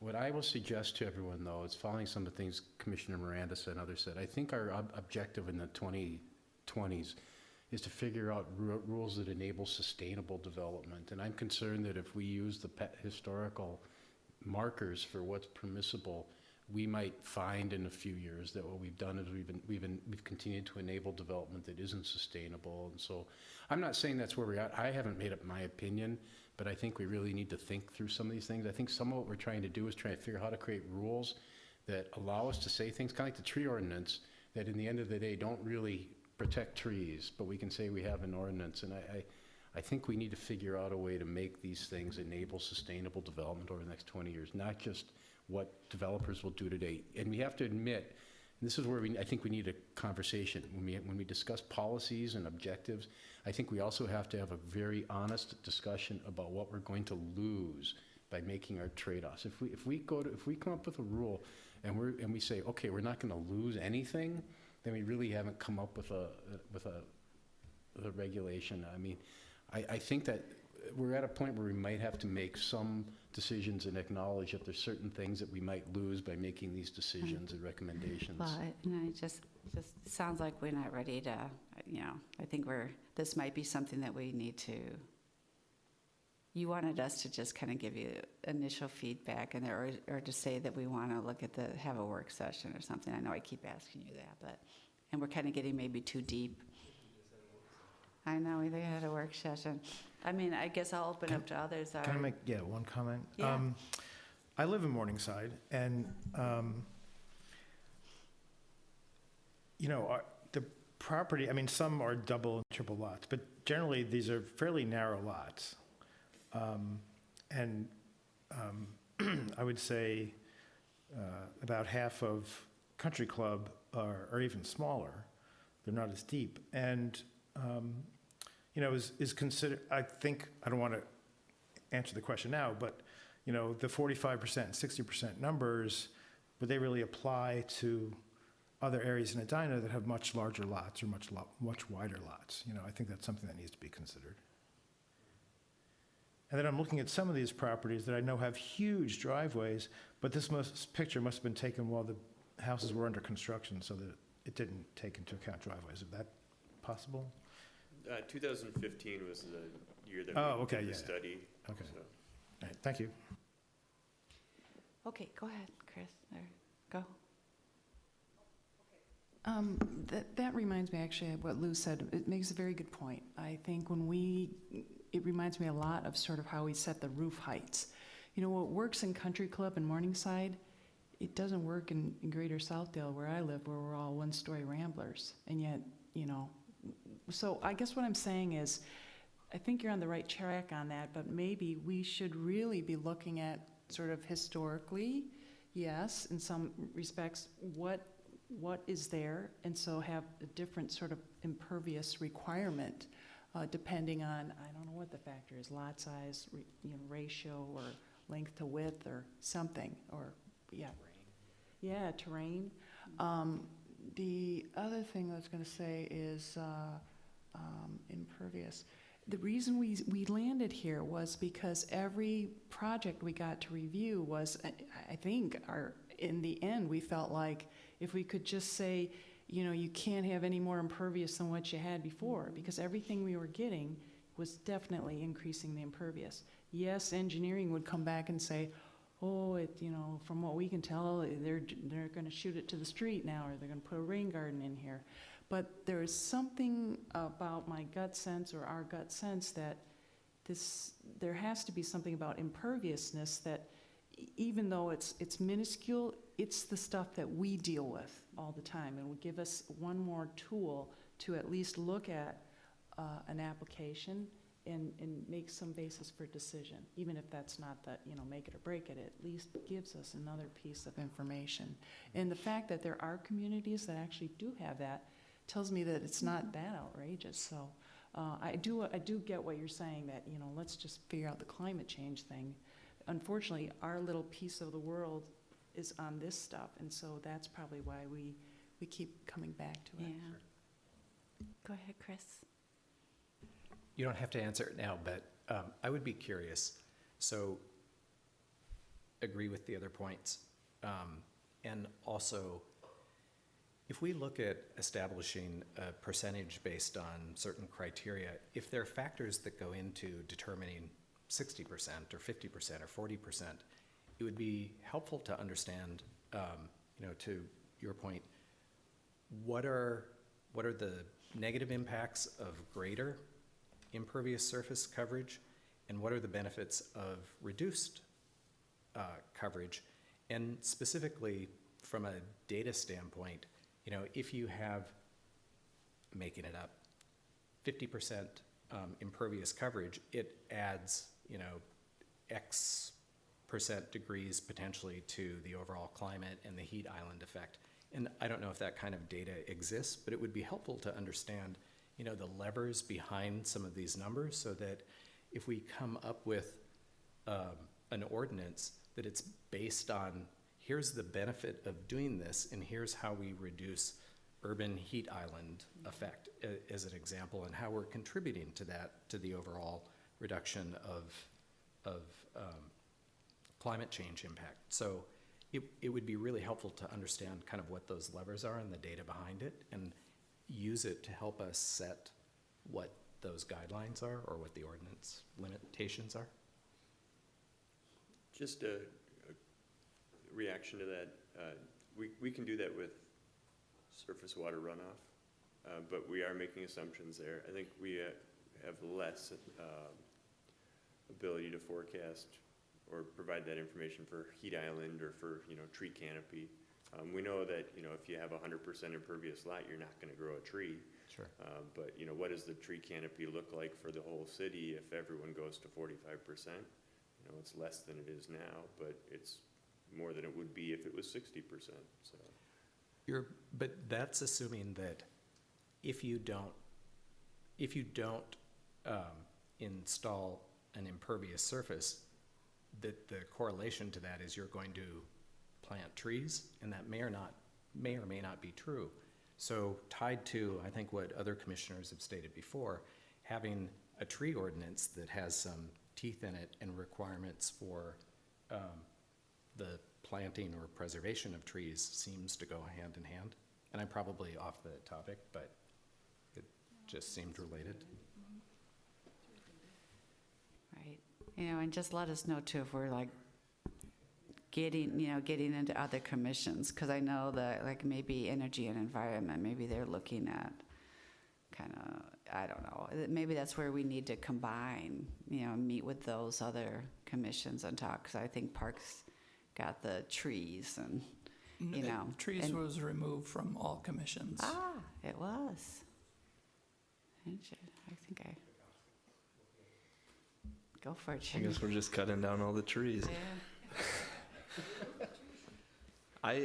You mentioned a set of recommendations that would come through from the work of a task force. I'd be interested in that being shared with our commission when that happens, and maybe some of those findings help shed light onto kind of the purpose of why we're doing this, but maybe it opens doors to like, well, why aren't we doing this?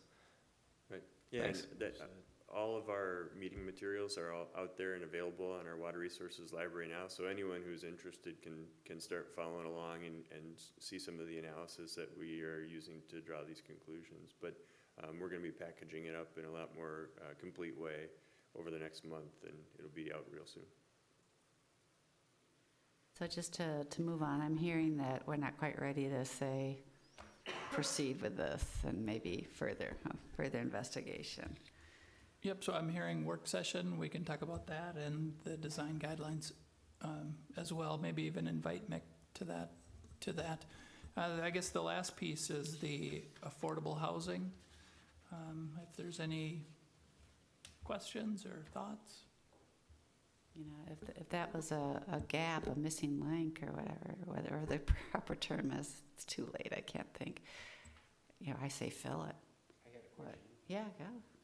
And a comment. First of all, excellent. I think it's great that you brought this forward, and I think the city generally is doing some really nice things in affordable housing. It's a real issue in the world. I recommend to everyone that there's an article in The Atlantic this week about affordability crisis in America, and I think it's a very informative article, so I think we're on the right path.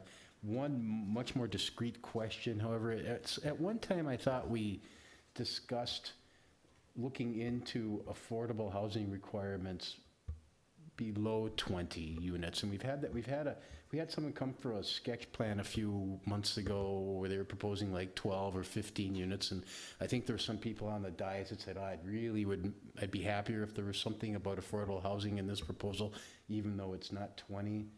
Has any further discussion been had about that? Is that worth discussing? Yeah, I think that's worth discussing. It's something that we've talked about, something that the Housing Foundation has talked about.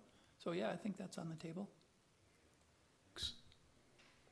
So if it's like 1 unit or above, it should have affordable, right?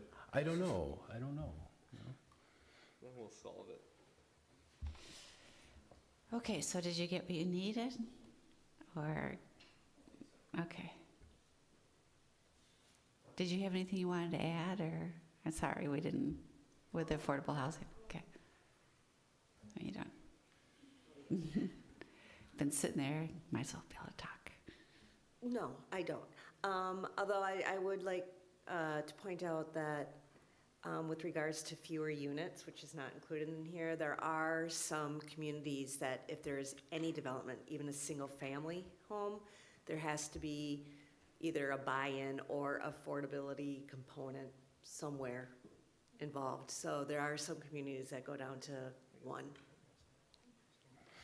Thanks for offering that.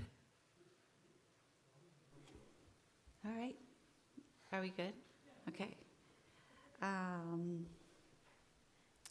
Let's see. We can skip over the correspondence, right? You just, Liz, you just added that because we wanted to show all the... Yes, so the correspondence and petitions portion on the agenda, I did add the submissions for 4,500 France because of the number. Yeah. However, after speaking with MJ, the correspondence and petitions actually won't be needed on our agenda. That's not how we usually use it, and everything is emailed to you, and that's the process. Yeah. Thank you. That was a unique situation, so that's okay. All right, chair and member comments. Oh, yeah, go for it, Jimmy. Jeez, didn't even let me spit out the... There's a few things, but I wanted to at least speak to my vote that wasn't in support of the support of denial. I forget how it was. It comes down to, I am more in favor of what was being proposed than opposed to it. And I feel like we're not the be-all, end-all of the vote. So I would have liked to put, I think, as Sheila was pointing to, I would have put strong conditions in it that could only be upheld at some great cost to the developer. That was, it has to be parked off-site or on-site or whatever, and then something with the traffic too. I didn't hear a condition that I would like to be made, but that's just what I would have approved it had these conditions been upheld, so. Jimmy, I thought, that's where I was thinking, how do we pull that off? But I thought Carrie summed it up. We were deliberating here for what was in front of us, and I think we have gotten into some really bad dead ends trying to write a new, solution. A proposal on the site. And pretty soon, I think we look kind of foolish up here because we don't know where we're at, and where we're kind of. But I thought Carrie summed up that they did here, I think, hopefully very clearly, path to a solution. It sure seemed obvious. But all we did was act on what was in front of us. I thought that is the best way, rather than try to create a revised ordinance on the spot. I find that we kind of flounder in that situation. I can agree with you there. I guess, just depending on, there's been times where the council's like, yeah, I'm sorry I didn't get to see a lot of the last meeting or read the notes or whatever to a degree. I've heard that before. So if that were a part of our motion and vote, then it's pretty clear. So I feel like it gets lost if everyone votes against it. It seems like, very resounding, go back to at least that way it was in it more officially to them. So, it's advisory to the council. So that was kind of my thought at all, I guess. I appreciate you saying that, Jimmy, because I was trying to figure that out as well. But I think it is true. I was thinking the discussion really is what's important, because there's nothing that we approve or not approve that really makes any difference, right? Because in the end, it goes to the city council anyway, and they can either approve or disapprove regardless of what we've said. But I think what is important to them, I'm assuming, is the conversation and the thought process, and then also hearing, what people have said and who showed up and that sort of thing. So that's all important. So regardless of whether you vote for or against it, it's the discussion. At least that's the way I was thinking, and then you made the comment about they don't always watch the meetings. So I hope they watch this meeting. If I could add to that too, and your discussion here, the applicant hears that, and they think, okay, this is what the planning commission thinks. The city council is going to probably think the same thing. So then they're going to start to work on what you were looking for. So that's very helpful for the applicant as well as the council.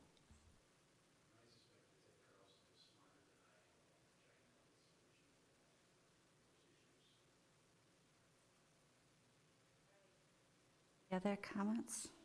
Just a question. Sure. Procedurally, after we make our recommendation, can the applicant revise the variance request by the time it gets to city council, or do they act on exactly what we heard tonight? They revised it before. Yeah, Okay. a little unique with a variance request like that, changing the variance halfway through. That might be a legal question for our city attorney. You know, if it's that condition that's attached to the final development, that's something they can change, but is it substantial? You know, what they might do is if it's significantly reduced, they could send it back to the planning commission for consideration, because now the project has changed. And if they want to, so they might have that discussion. I feel like they did that for the Estelle. They've- Something happened between the time we reviewed and they even used. Yeah, I can't remember which one. They even said, the planning commission said this, and so we've responded by this, and, but I don't know if it was a variance Yeah. request at that point, I don't know. All right, so staff comments, anything been happening? Council? No, the Oak Lane continues to be continued while they work with the neighbors. They've extended now to May 5th, so nothing new to report there. We did have a work session tentatively scheduled. We didn't have anything for you, so we weren't going to do that. But we will put on a work session now, this ordinance. We'll have some work to do to answer some of the questions, and so probably in March, we should do a work session to keep this discussion going on the ordinance. Has the city council heard the Ashland? No, we were split. That was just 2 weeks ago. Correct, they have not heard that. That will be at their next meeting. Yeah, we have a relatively large city council agenda with planning issues. So I'll have a full report at your next meeting on how they act on those. I just want to add one thing about I was big on getting a work session for the ordinances, and one other reason I want to do it is, I think it's worth a lot of discussion, but I also feel a lot smarter in my comments after the ability to listen to everybody else's comments, and then hopefully you feel the same when you hear mine, at least a smidge. So I think that will produce a better outcome than we can if we all just see something and then we go up or vote up or down. I think there's a lot of benefit of the cross-pollination of ideas and thinking. We'll come up with a better answer. Agree. So yeah, let's look at that work session and what's on there, because we might want to invite like reps from some of the other commissions. Is that what you were just saying? Yeah, maybe we just open it up and let's talk about, climate change and what can we do, and I don't know. Anyway, we done? Nothing else? Anyone else? Is there a motion to? Motion to adjourn. Yes. Second, all in favor? Aye. Motion carries.